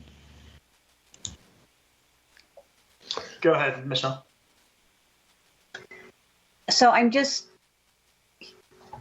agree with the equity, trying to make each category, looking at each one with the same criteria of who's going to get full funding, partial, or none. But I feel like we haven't set that threshold yet. Is it, going back to percentages, is if the average proposed is, 80% plus of what they've asked for, or 90%. I think we need to figure out what that threshold is of the percentage, to Audra's Commissioner Flynn's, it doesn't have to be 30%, but what is that number? Because the rankings, back to what I think I was saying earlier, the rankings don't always jive with that number of the percentage proposed, average proposed.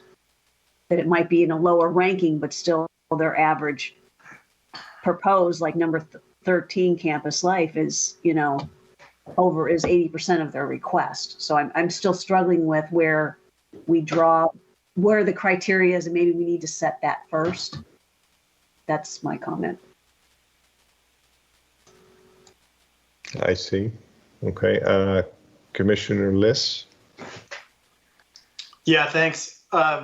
So honestly, if we take that one out of the, is it a strategic one time or the 10,000? I can't remember now. I don't have it in front of me. The one applicant that couldn't. Yes. That said that they couldn't do it. Now we're really only talking about 2 applicants. Honestly, we're talking about one in that one smaller category and one in the other. Basically, just to move forward here, we need to look at, can we find justification to fund either, partially or full? I think we're talking about partially. Can we find the justification to fund both of those, and we're only talking 2 grants here, versus looking at the saving that money for a little bit more for the strategic or the operationals, which are larger asks and have larger organizations in some cases, et cetera. I agree that we should try to be as equitable as possible across all 3 categories. And again, this is the first year we're doing this. So part of this discussion right now is hashing it through to fine tune it for next year. On the other hand, these categories are different and they have significantly different applicants and funds requested. We apply the methodologies and the standards across the 3 categories and the applicants as best we can. But there's just no way to fit it all in to be exact. And in the old days, they talked about every single grant. Is this one getting 15K? No, okay, 14. Who feels this about that? We're doing things in a pretty streamlined way these days, and I think we're getting pretty decent at it. But there's going to be some fuzzy edges, and I think that's where we are right now. So we may need to get down to the individual grant discussion when we get close to these lines, such as with 15 and 16 on the operationals, 15 being by far the largest ask in that category, which would inequitably skew it if we only took percentages. So percentages are a guide, and again, I'm the one that started this whole thing, but also look at the proposed funding for an organization, whereas the one below it was a significantly smaller ask than the larger one, at an ask at 30, and that was recommended to be at 33% of its requested funding. That to me right there seems like a little bit of a line, that if we can't apply methodology exactly across all of these, perhaps that's maybe where we start looking and saying, okay, well, maybe we fund this one above it, and then we take this, and we have a little bit of extra money. Now we can distribute along some different lines. That would be my comment. Okay. Commissioner Flynn, your hand is up. Well, shoot, I didn't put it down again. I'm so sorry. Okay. Commissioner Carroll. Yeah, I had calculated percentages, so I didn't know if we wanted to get into.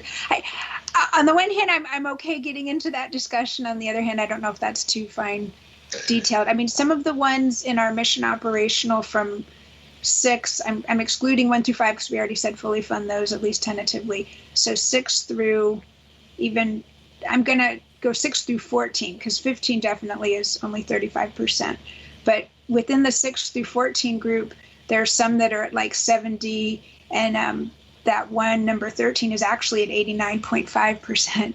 So I did add some extra funds based on those percents, and we still have funds left over. But like I said, I don't know if that's getting us to, fine details at this point. Well, I think that I'm not sure we come up with a recipe, and I think that Commissioner Liss summarized it pretty well, that there's going to be some some fuzzy edges on this to be able to establish this criteria.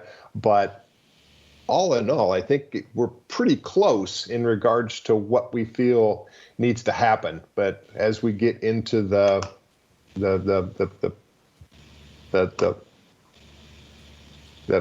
edge, that's where it gets a little bit fuzzy. So, but I do like the suggestion that maybe the strategic one-time grants and the small request,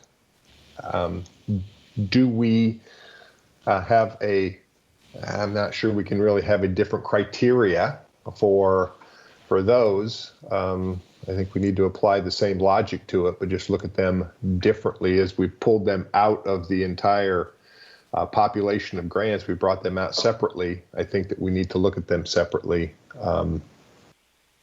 but still apply the same criteria. So given that, I think that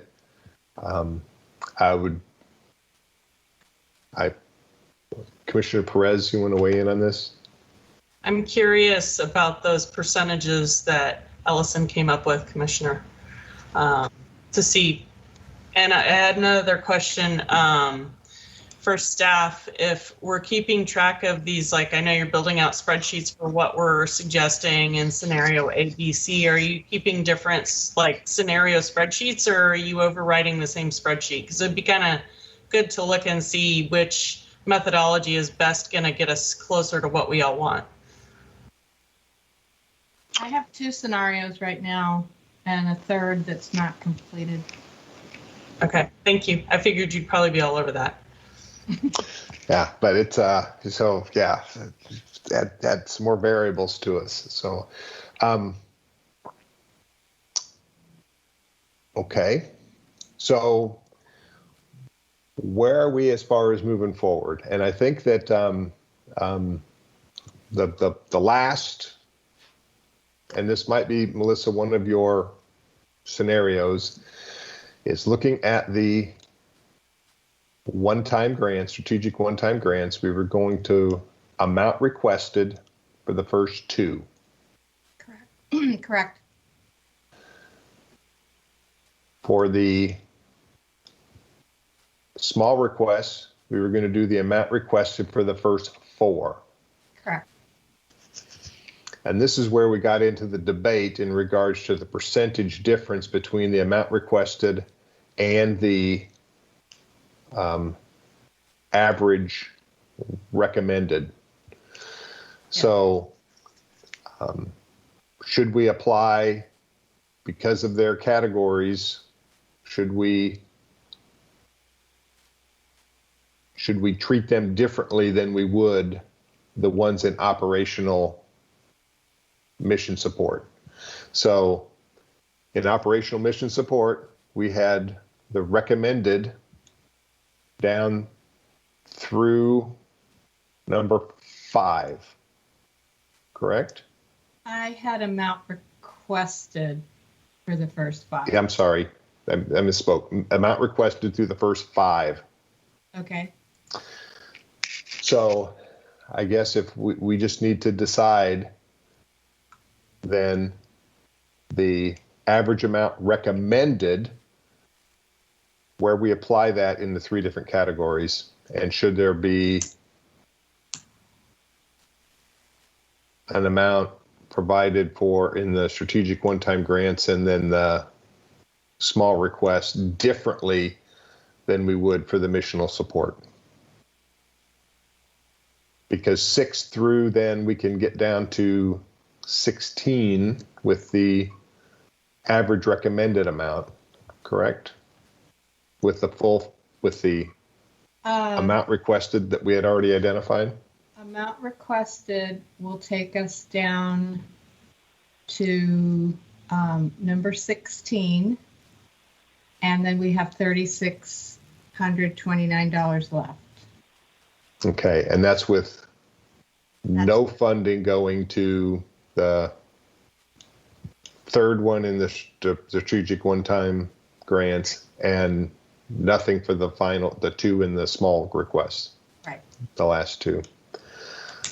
Okay, so what that does is that gets us into that fuzziness of that percentage of request versus the recommended amount for these 4 applicants that we're really talking about here.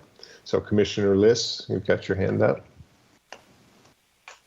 Yes, so with that in mind, let me propose a strategy here, and that is, as we have it, as you just stated, the top 4 in, is it strategic? I'm starting to mix them up now. It would be small requests. Small requests, the top 4 in small requests, the 5th one, which we've discussed. The top 4, as Melissa has it out now, and as you just stated, the top 2 in the strategic one-time, and then we look at the operational. Before I get to that, of those other 2 categories and those applicants at the bottom end, unless we can come up with some sort of genuine reasoning to give them partial or full funding, then I would say that those applications probably did not measure to be funded. So as we have it now, the top 4, the top 2, and then if we go to operational, we go down and we look at number 15, which I think, again, is an outlier in this because of the high amount requested, but then also the high amount that was average proposed funding. I would make the cutoff line there because I look at number 16 and now we're down into the 1/3 of proposed recommended amount, and then you look below that. If we made the line at 15, that brings a little bit more equity back into line with how we're treating the other 2 categories, and that would essentially just give us 13,000 something and change to redistribute towards any of the remaining operationals. If I was doing this alone and I was placed with this scenario just by myself, that's how I would play it. Okay, so basically then you would take the average recommended amount down from 6 through 14? Through 15. Through 15. Yes. And I'm throwing out the percentage on 15, on the percentage argument on 15 because of the significant because of the significant ask. Okay. All right. Yeah, which is almost closing on 25% of the entire funds available. Okay. I think if I have that right. And I'm giving it credit for the amount that the average funding proposed, because that's higher than any other average funding proposed that we had in from any other applicant. Okay. So this is the fuzzy edge. It really is, because we kind of have to combine, at least in my head, I have to combine criteria to sort of make a line here where there is no clear line. And because if you take one out of one, you put another in another, and then you can flip flop back. So that would be my suggestion for this. It gives us a little more consistency across the 3 categories. It would disappoint some folks, but that's impossible not to do in this process. And then we would need to just figure out how to distribute the leftover 13K and change. Okay. Commissioner Perez. Thank you, Commissioner Liss. I think that was very well summarized. Commissioner Perez. Commissioner Liss, yes, I like what you said there, what you proposed. I kind of came up with maybe a possibility for 15, since it is an outlier as far as its ask. What if we averaged it with the rest of the average amount requested and used that number as to base a percentage off of, instead of the outlier number that it is? Average between the requested amount and then the recommended amount? No, gave it, instead of the actual amount requested, just kind of figured a percentage based on the average amount requested for that category. Not sure I follow that. Can you give us sort of an example? Yes. So like we would, if you're looking at a percentage of funding, instead of a percentage based on the amount requested, do percentage of funding based on an average amount requested. So it would bring that amount requested in line as the average of what everybody else is asking for, instead of. I see. Yeah, I'm not sure we can. Take it or leave it. I was just throwing an idea out there. Yeah, trying to address that outlier number. It's food for thought. But let me, okay, okay, Melissa. Okay. Let's see if I could try to replicate what Commissioner Liss had indicated. So let's go through this and then see where we are. So I'm going to go through strategic one-time grants, amount requested for the first two. Yep. The third one, no funding. Right. For the small grants or the small requests, the recommended amount for the first four. Correct. And nothing for the last two. Right. For the operational mission support, we would have the requested amount. Correct. Through number 5. Correct. And then we would have the average recommended 6 through 14. That's what I have. 15. Through 15, which includes the gathering in. That's correct. Okay. So then what remaining funds are there at that point? 13,629.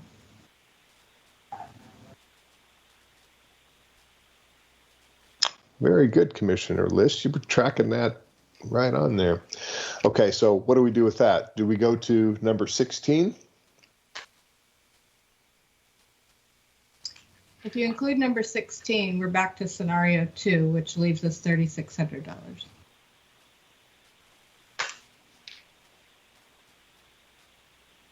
So there's not any difference between scenario 2 and 3, except there's no funding for the Assistance League. Okay. All right, so Commissioner Liss, so you've got your hand up. I would suggest instead of the funding of 16, the 10,000 requested, and taking the full 13K number if we don't fund 16, distributing that in some sort of equal way back up the list between 15 and 6. We won't come to an exact number. I think that's 9 applicants. We gave them each $1,000 more. That would take us down to $4,300. Or if we really want to lean on staff on their calculators, we could give exact amounts to 6 through 15, splitting up that remaining 13,000 and change. Just or there is actually an average of the average. Where'd that come from? What was that? Well, when you factor the average fund, what their proposed is against their requested, and then you average all of those numbers, it's about 50%. Somewhere in that. Okay. If that's something anybody wants to. Okay, but Commissioner Liss, there would be one other 60%. Potential is to take that 13,000 and go back to from possible average recommended amount for the small grants and the one-time grants. So that would be another way of being able to potentially distribute those funds. And I see Commissioner Carroll has her hand up. Yes, thank you. I was actually going to suggest similar to what Commissioner Liz was suggesting. I kind of don't like going back to the other groups because then we're changing our methodology again based on that percentage. There are a number of applicants in 6 through 14 of the operational that got higher percentage funding. So I think distributing that extra 13,000 with them is a more equitable way to do it based on this methodology we've developed. And they are the higher scoring. I mean, it's hard in some ways to compare because we looked at them as different groups. But when you look at it the percentage wise, I mean, we have one group that's at 90% funded. That's actually number 13. We have another one that's they're over 70 And when you look at the categories of the small requests and the one-time strategic, they're in the 70s and above. So I think, you know, if they scored 70% and above in the operational support, they're not getting as much as they did if they were in the other categories. I mean, it's all, like you guys were saying, fuzzy edges, but I just think it would be more equitable based on this methodology that's emerging to distribute that 13,000 among 6 through 14. Or just include one more applicant. Because then your percentage is off, though, when you go to that next step down. And then you're getting out of whack with the 3 priority groups. Okay. Commissioner Haywood? I'd just like to weigh in. I agree with Commissioner Liss and Commissioner Carroll with distributing the remaining funds between the applications that we've already partially funded with respect to these operating grants. Okay. So we would just basically modify the average amount recommended, and we would increase those by an amount that is remaining and cut it off at 15, and just increase everybody, the partial funding, increase all of those to take care of all of our funds. Is that the proposal here? Okay. All right, so now I guess next steps. So are we ready? So we probably would need to take some, do we have a recommendation or public comment, then a recommendation? Next step on this? I think we would entertain public comment, I think. Is that where we're at with this? Or do we have to have a motion and proposed, and then I see you speaking, Dawn, but you're muted. Oh, yeah, I'm just mumbling to myself, which is, I have a tendency to do that. No, I agree. Yeah, I agree. I think we need to, I think we need to open for public comment, and then we have the motion and the vote. So okay. Yeah, we always offer, if I remember correctly, we offer public comment to give the public an opportunity to comment on what we've already discussed before we make our final recommendation and vote. Okay, so is the draft proposal clear enough to be able to open it to public comment to move forward? I say we do that.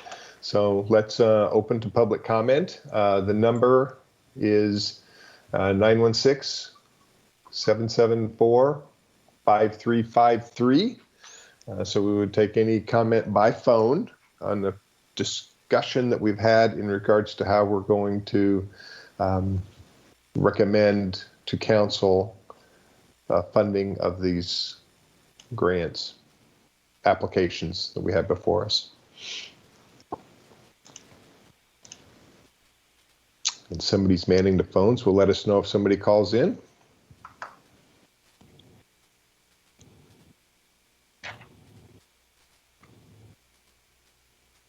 So far, no public comment, but I think we should give it about 30 more seconds. Okay.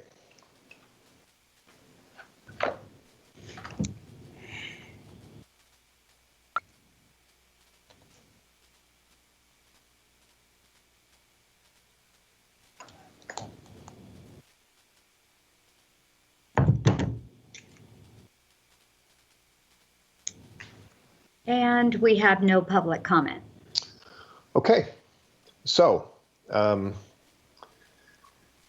would like to craft a motion for consideration by the commission?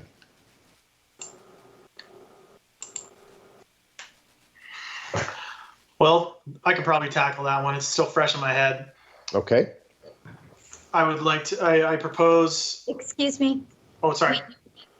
I'm sorry, we do have one caller with public comment. Okay. Okay. Are you ready? Public comment's still open, so if you could please patch them in. Okay, here we go.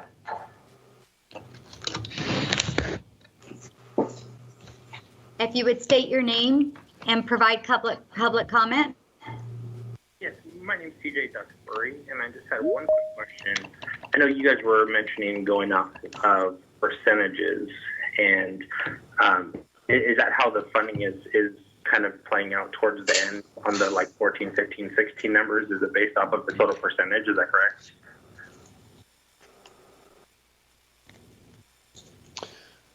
The 14, 15, 16. So basically what it would be the remaining funds. We're looking at the average amount that was recommended by the average of the commissioner recommendations.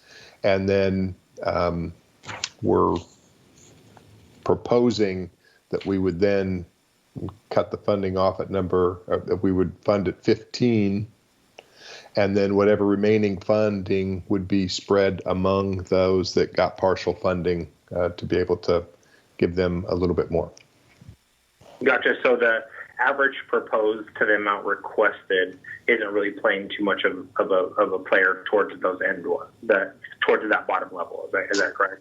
We did talk, as this robust discussion we had, the percentage of the average amount recommended versus the amount requested was discussed, but that wasn't playing into the consideration for the proposal that we're putting forward.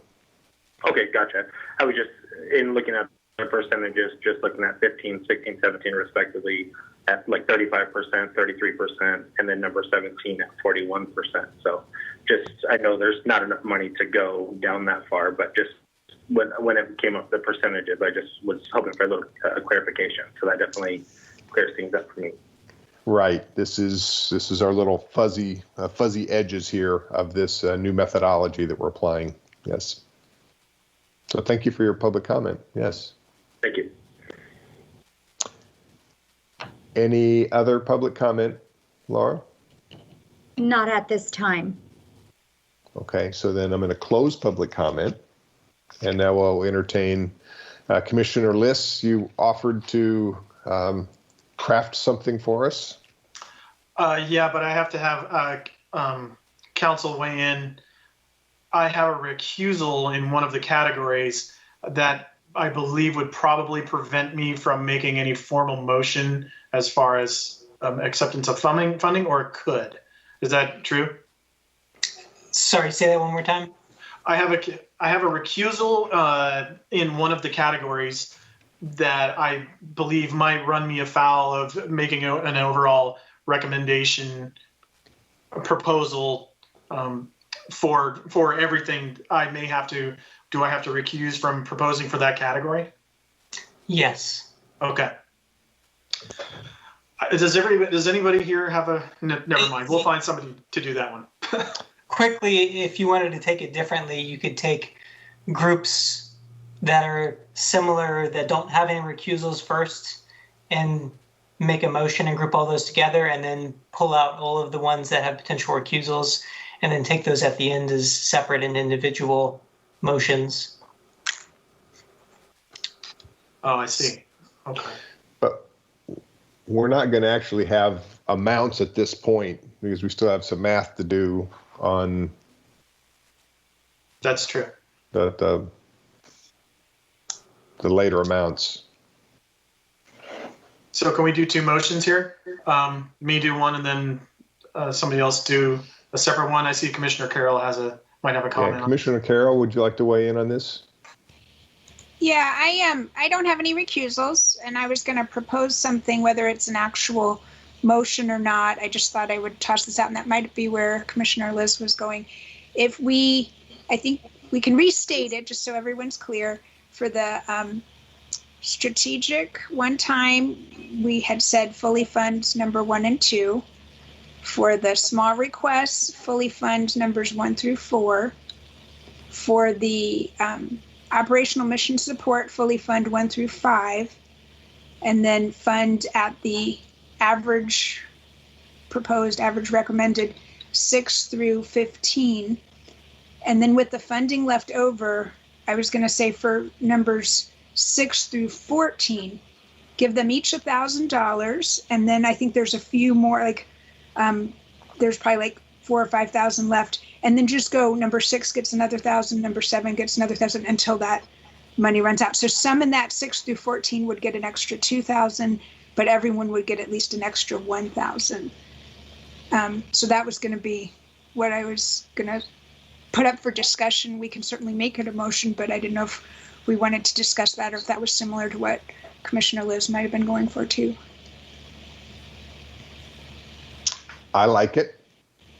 Simple. Commissioner Haywood?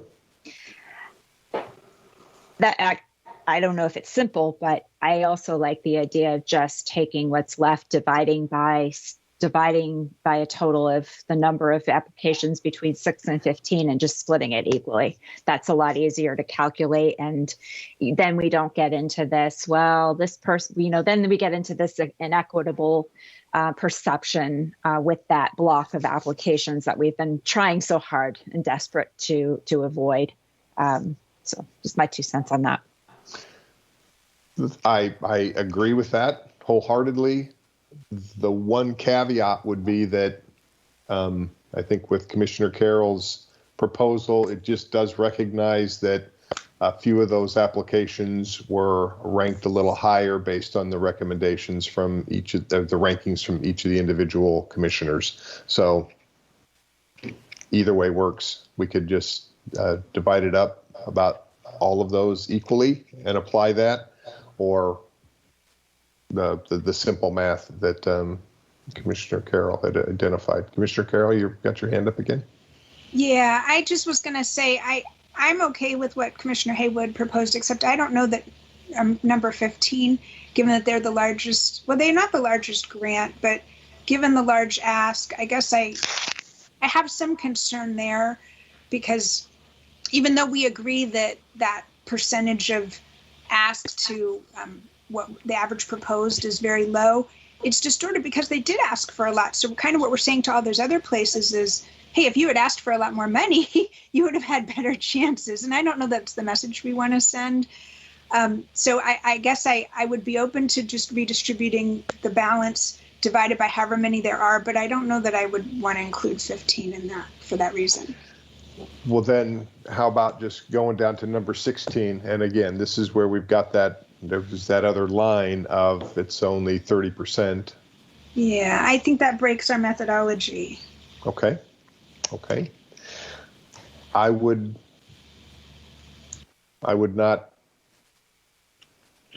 use that methodology consistently across all of the ones, as opposed to treating them differently depending on what the ask was.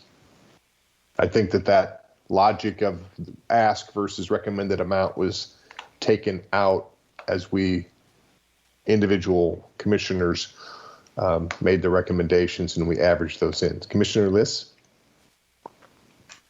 Yeah, I think I agree with you there. I do see I do understand the logic behind Commissioner Carroll's proposal with that. In this case, that though we would essentially be in a way singling out one applicant to not have been treated like the other 9 or 10 applicants in this same grouping. Yes. And we might have something to explain to that applicant as to why. And I'd rather not get into that particular discussion with any applicant, really. So we should probably do an equitable across the board.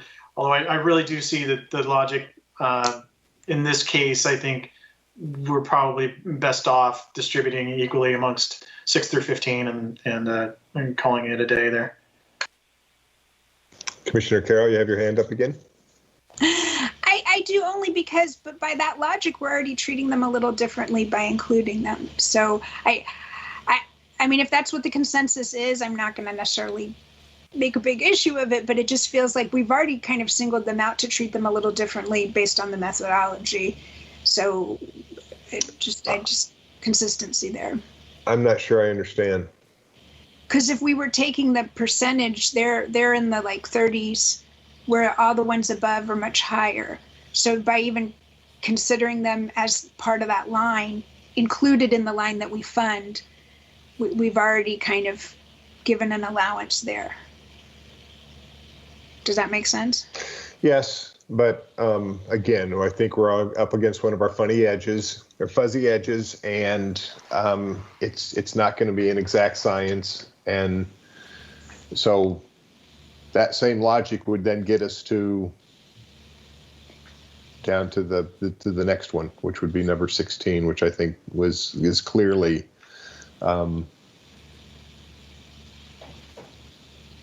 lower. Okay, so equal share of the remaining funds for those 6 to 15 is the proposal. Commissioner Liss, I see a nod. Commissioner Carroll, maybe a nod. You'd live with it? If that's the consensus for the rest of the group, it's just not what I would propose. Okay.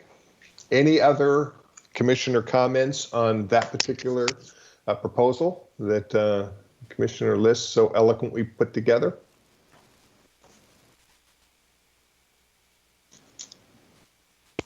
I would entertain a motion. So before you entertain a motion, we need to sort out our recusals so that everybody's not voting on funding recommendations where they have a conflict of interest. Okay. Are we going to go straight to amounts? Are we going to go to amounts for each one of these applicants? Is that what we need to do as far as... You can do it that way, or you can take it in, say, the 3 category groups if there's any conflicts or not. And the first group, if there's no conflicts, then you can vote, take that as one motion. Same with the second group. And then the third group, I'm sure that there are some conflicts that you'd have to have some recusals for. And so long as you still have voting quorum with those recusals, you can do it in one group. But if you lose your quorum, then we'll need to take them individually. Okay. So let's do this. So for the strategic one-time grants, the proposal before the group is to amount requested by the applicants for the first 2 in the organization. Are there any recusals for those 2 applicants, being Blue Line Arts or Placer Food Bank? That's one recusal, okay. So that would be any other commissioners. I would entertain a motion to fully fund. No, the amount requested would be the recommended for the first 2 of the strategic one-time grants. And I would just ask that Commissioner Liss turn off his camera so as not to influence the motion and the vote while he's being recused. Thank you for jumping in on that. I was going to ask that question, so okay. Okay, so I would entertain a motion from one of our commissioners.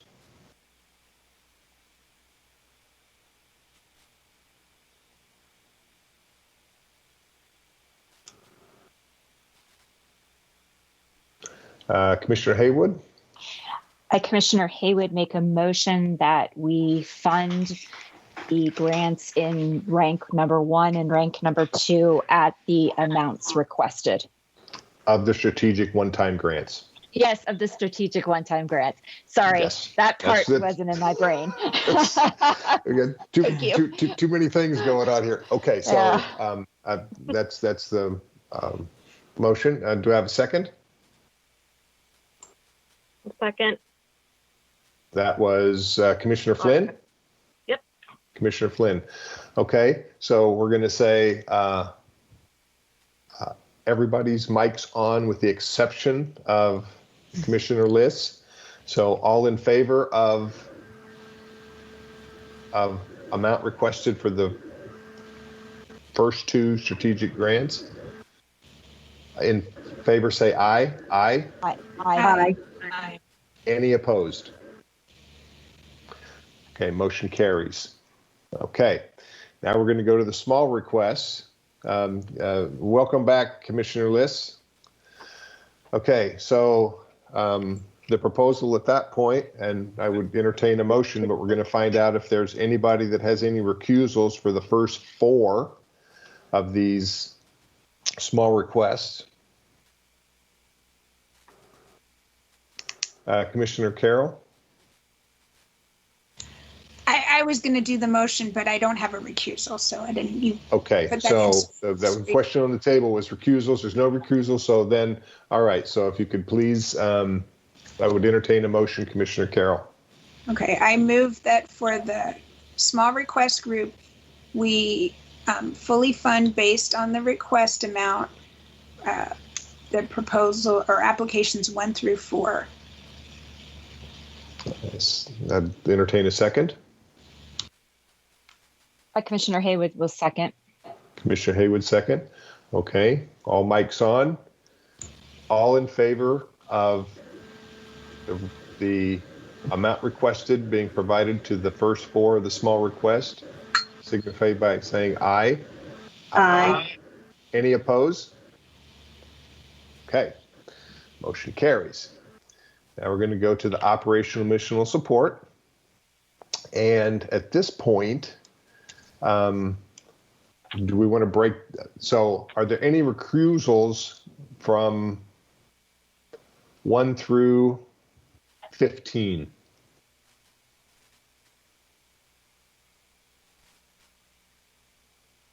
I see that as Commissioner Gibson. Okay. Are there any recusals from 1 through 5? Okay, so how about we'll entertain a motion for the recommended amounts. Commissioner Gibson, yes? You're muted if you're trying to speak. Yes, I'm sorry. I do have a recusal in 1 through 5. In 1 through 5, okay. All right, I was trying to jump the gun there. Okay, so any other recusals in the entire group all the way down to 15? Or is it just Commissioner Gibson? Commissioner Liss? I don't have a recusal, but at this point, would this be a good point for staff to give us the revised numbers on the 6 through 15 amounts so we can have a record of that before we make a motion on that? Is that something we should do? Or is that not necessary? I took the remainder, divided it by 10, and added it to the requested. Oh, it would have been added. It would have been added to the average amount recommended. I'm sorry. That's what I meant to say. The average amount recommended. Okay. So with that in mind, as we don't have those revised numbers on any of the slides or materials, should they be stated for the record before we put a motion and vote? I'd like to review them first. Okay, yeah, that's what I'm getting at, yes. Okay, yeah, before we do anything formal. If anybody else would also like to do the math, but otherwise, I took the $13,629. I divided it by the 10 grants, so that's number 6 through number 15. Is that 10? It's 9. 10. And that last one is the Gathering Inn. Yes, yes. So that would be Placer County Law Enforcement, Seniors First through the Gathering Inn. Yes. So the $13,629 is $1,362.90. So I added that to the the recommended amount. So for Seniors First, their recommended was $21,259. So I added $1,362.90 for a total of $22,622 and applied that same methodology going down. And now we have 15 cents left, which will just drop. Okay. Commissioner Liss, you have your hand up? No, I left it up. Sorry. Okay, so we have some modified average amount recommended. We have those as modified with the additional 13,000 remaining funds that was spread over those 10 partial fundings. Okay, but so we had 2 recusals. So Commissioner Liss. No, I'm back. I just needed to turn my camera off. I think it's just Commissioner Commissioner Gibson that needed to recuse. I don't have any recusals. Okay, Commissioner Liss, you're good? Sure. Yep. Okay, so I'll entertain a motion. There's only one recusal for this group. Is that correct? Yes. Commissioner Gibson. And that is for 1 through 15. Right. 1 recusal. Okay. In group 2 operations. Okay. So I would entertain a motion. Okay, I'd like to put forward a motion that in the operational, let me get this right. Hold on, I want to get the exact verbiage. Stand by. Sorry. I should know this by now. We've been talking about it for 3 hours. Operational mission support priority group. I would like to put forward a motion that the average ranked applications 1 through 5 be funded at the amount requested as listed in the documentation for the meeting. Additionally, I would like to add to this proposal that the applications from 6 through 15 be funded at the average proposed amount as listed in our documentation, plus the remaining $13,000 and 300 is it what the number staff says is left over of money, have that be distributed equally amongst applicants number 6 through 15. That's my motion. Okay. Got that.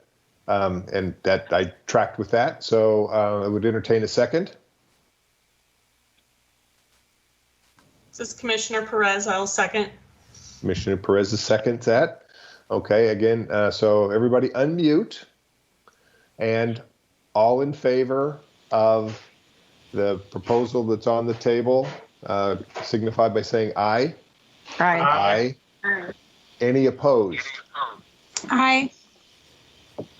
Okay, Commissioner Carroll has a dissension on that, but the motion carries. So move that forward. Okay, Commissioner Gibson, welcome back. And hello. Okay, so we've got this broken up into 3 different motions for recommendation to council. So let's see. Do we need to go back to public comment on this? We already did that, didn't we? No, this item is done. Okay, so this item is complete. So may I interject, Chair Chris? Yes. I wanted to ask, we still have the $1,634 for REACH. It's not in addition to the money we're looking at, but it is one of the funding amounts that we have to ensure the commission states which application they would like the REACH money to go to. Okay, so is that another motion is required to have that go to one of those? Or can we just say that that money needs to be included in the amount in the appropriate application award? I don't know if we need another motion, but I do know that we need the commission to determine which application they want the funding to go to. Okay, and because of the specific nature of what that can apply to, it can't apply to just any of them. It needs to go to a specific one, right? I believe the REACH funding is for more regional. REACH funding wasn't that for more Roseville specific? No. Oh, it's for more regional? Okay. Yeah.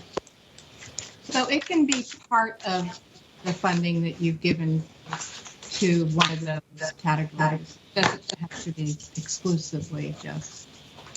Okay, so do we need to identify one, or we just need to make sure that that is available to the appropriate one? Tricia, in the past, I don't recall whether or not we specifically had to earmark and make that part of the motion to where it was going from. We just have to make sure that the funds end up allocated towards what they're eligible for when those get distributed. We didn't do that last year. Right. That's what I remember. I think staff just did the allocation and put it where it matched the criteria and moved it forward. That is correct. Okay, so have we done a sufficient business on that to get that moving forward? Yes. Yes. Okay. We just wanted to remind you. Thank you. Thank you. We need lots of reminding tonight. Okay. So that item is complete. So at this point, we have a board member, commissioner, staff report. And we also probably need to talk about our next meeting. So with the work that we did tonight, I don't believe that we need the May commission meeting. So the next thing will be a recommendation going to City Council, and that'll be happening in June.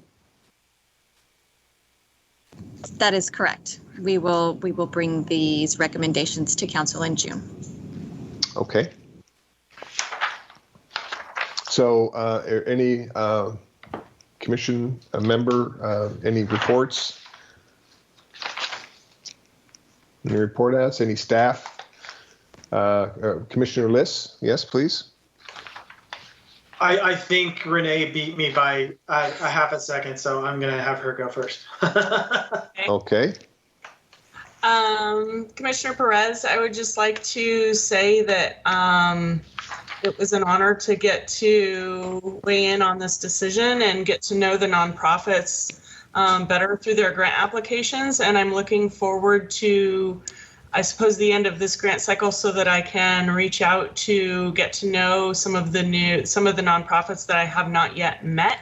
And I encourage them to reach out to me to help make that happen, as I will as well. So thanks. All right, thank you very much. Commissioner Liss. Yes, thank you to all my fellow commissioners. We've had some very, I like your word robust and your word discussions. And this is not just tonight. This goes back through the year, through last year, et cetera. And I appreciate everybody's dedication and devotion to this process and how we're refining it. We have good opinions. We have differences in view, but we always seem to figure it out. And I'm very pleased that this commission is wired that way. So thank you all very much for that. And additionally, we will put forth the proposal to City Council, and after that, we do our check distribution. That'll be in July, and I'm certainly hoping that for some reason, luck has been bad to me. I haven't made the last two. I had family things come up, I think, if I remember correctly. But let's hope for a nice, fun ceremony, hopefully at City Hall. And I believe certainly Commissioner Bashir should be available for being able to distribute checks with the rest of us. So hopefully you can make that. That's the feel good through all this. You get to give them the money, which is really great. So thank you, everybody. I really appreciate it, and I think we did it. I think we did a good job.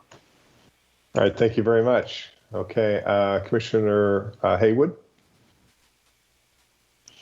Yes, thank you. First, I'd like to say thank you to my fellow commissioners tonight. It was very productive. I echo everything that Commissioner Liss said. I also want to thank our nonprofits. I know that Commissioner Flynn will add, so I will be brief, thank you for all the work that you do, for taking the time out of your operations to submit these grants. They are a lot of work. I mentioned that earlier. Been there, done that from both sides. So I appreciate you, and I'm thankful that we have this opportunity for you to serve our community.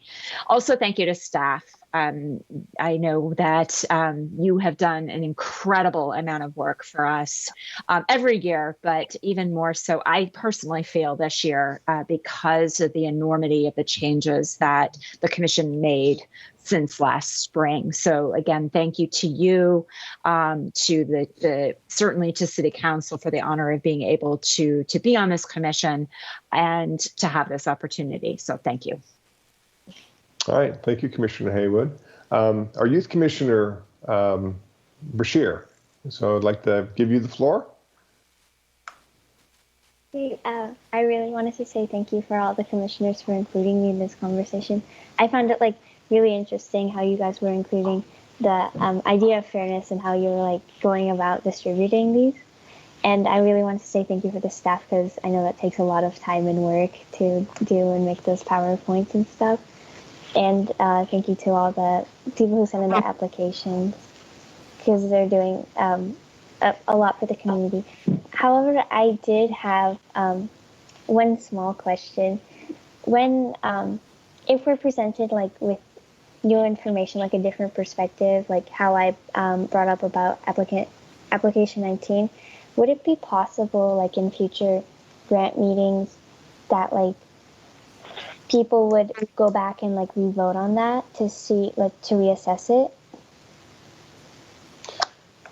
Okay, that's a great question. We do appreciate your participation. We do appreciate your input. And this is one of the things that we are looking at doing, is finding ways of being able to get this information out in the community as far as what the nonprofits are doing. But part of the process is going through the evaluation of the proposal and doing the rankings. And yeah, it's complicated. As you can see, there's a lot of elements to that. But it's each of the commissioners getting familiar with what is going on in the individual applicants, and the work that they're doing is a way to familiarize themselves to be able to make some of those good decisions. So, but yes, thank you for your comments and your participation in this. Yeah, this is the way decisions get made. Okay, so thank you, Commissioner Brashear. Commissioner Flynn. Well, I want to just echo what Commissioner Haywood said. I do have a lot of people to thank. We all do for this opportunity to serve our community in this way. So first of all, I want to thank all of the nonprofit organizations. It's always a very humbling experience for me to read these grant applications and learn about what you're doing. I would say the last year has presented challenges for all of us, and it took on new meaning to see the level of commitment you all had to taking care of our community, fulfilling your mission in spite of lots of challenges and barriers. And so I just want to wholeheartedly thank our nonprofit community, because you're what makes our city strong. And our greater community strong. I want to include that as well. As far as all of the staff members, I can't believe the level of support you've provided this commission over the past year. We had a lot of work to do, a lot of uncharted territory. The communication was amazing. Your level of and attention to detail. I know it was so much work. And I just want to say thank you so much. I know, I'm not sure, Laura, when your last meeting will be, but I want you to know how much I appreciate and value all of it that you have brought over the many years to the commission. We wouldn't be where we are without you.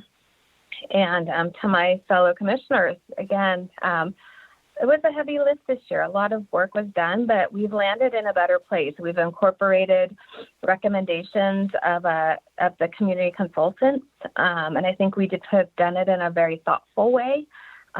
So I just want to thank everyone for all of the unique skills and attributes they bring to the commission. I appreciate all of you. Thank you. Okay, great. Thank you very much, Commissioner Flynn. Commissioner Gibson.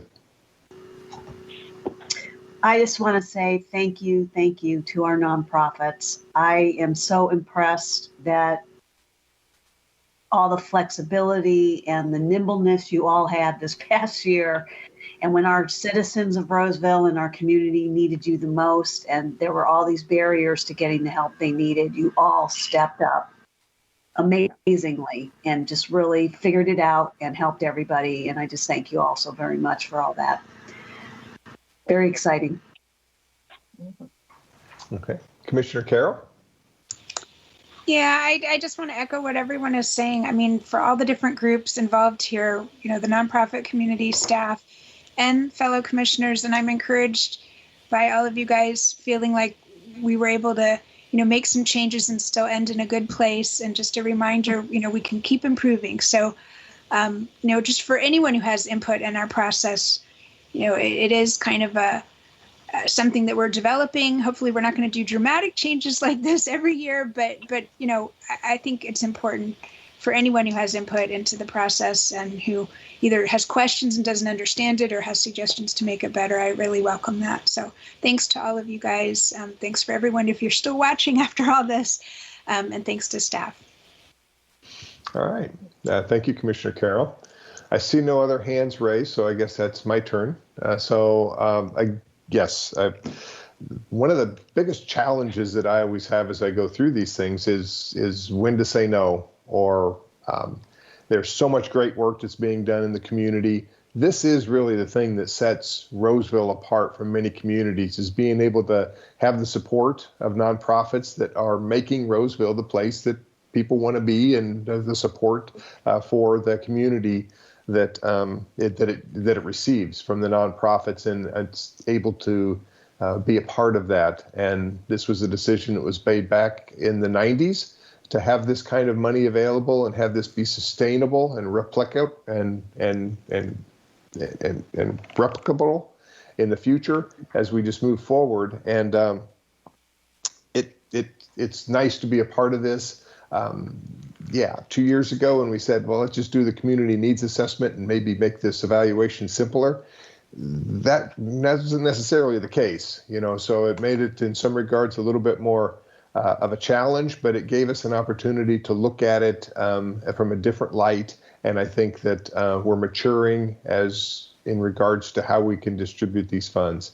So I appreciate staff's immense work that we had to get through all of that on top of COVID, and trying to do things remotely and to get things done. But I think that we're in a better place, and I think that the future years, they will have their own challenges, but I think that we're positioned well to be able to take the experience that we gained through this and move forward as a commission to continue making good decisions. And I look forward to continuing on in the support of this commission, as well as with the supporting the community with the good work that's going on in there. So thank you all for your participation in this. Everybody played a key role in helping us do this heavy lift to get to this point. And yeah, I'm excited that we've got something that we could move forward with, and continue this process of making a difference in this community that we serve. So thank you all. And staff, as always, bang up job. And and this is in addition to all the other things that you have to do too. So thank you all. All right. Any other reports, staff reports? Tricia, anything you'd like to share with the commission? No, nothing at this time. As we said before, I'll be taking the funding recommendations to council. That's it for now. Thank you so much for all the hard work you guys did tonight. It was exciting to watch and listen to.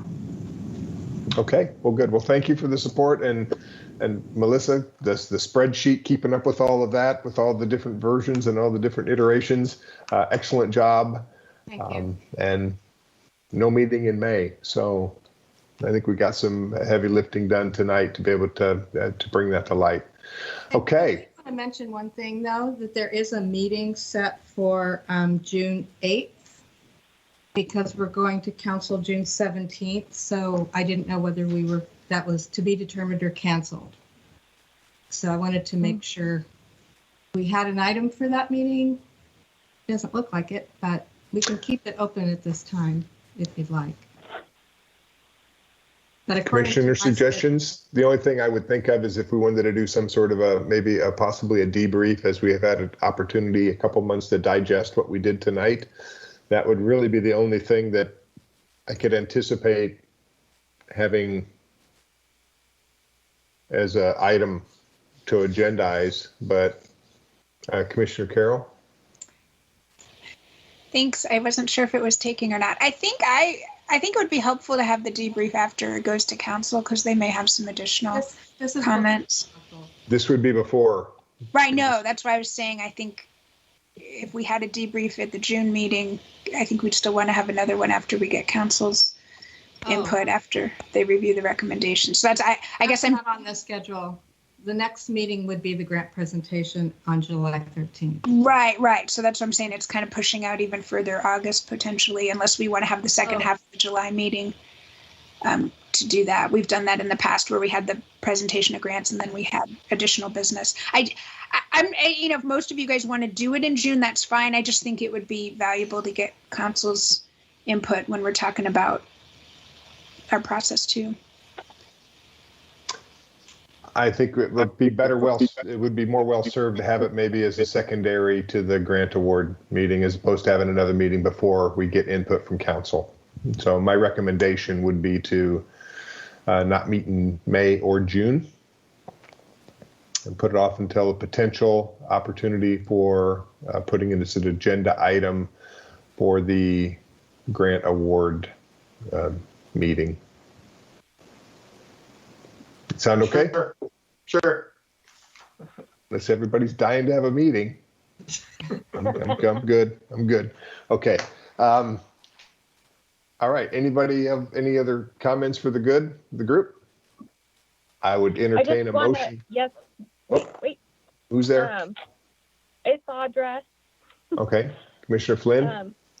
Commissioner Flynn wants to thank you, Commissioner Chris, for leading us through such a challenging year and, really bringing a lot of leadership to the group and, just really moving us forward when we weren't quite sure how to get going. So I just really appreciate all that you've done. So thank you.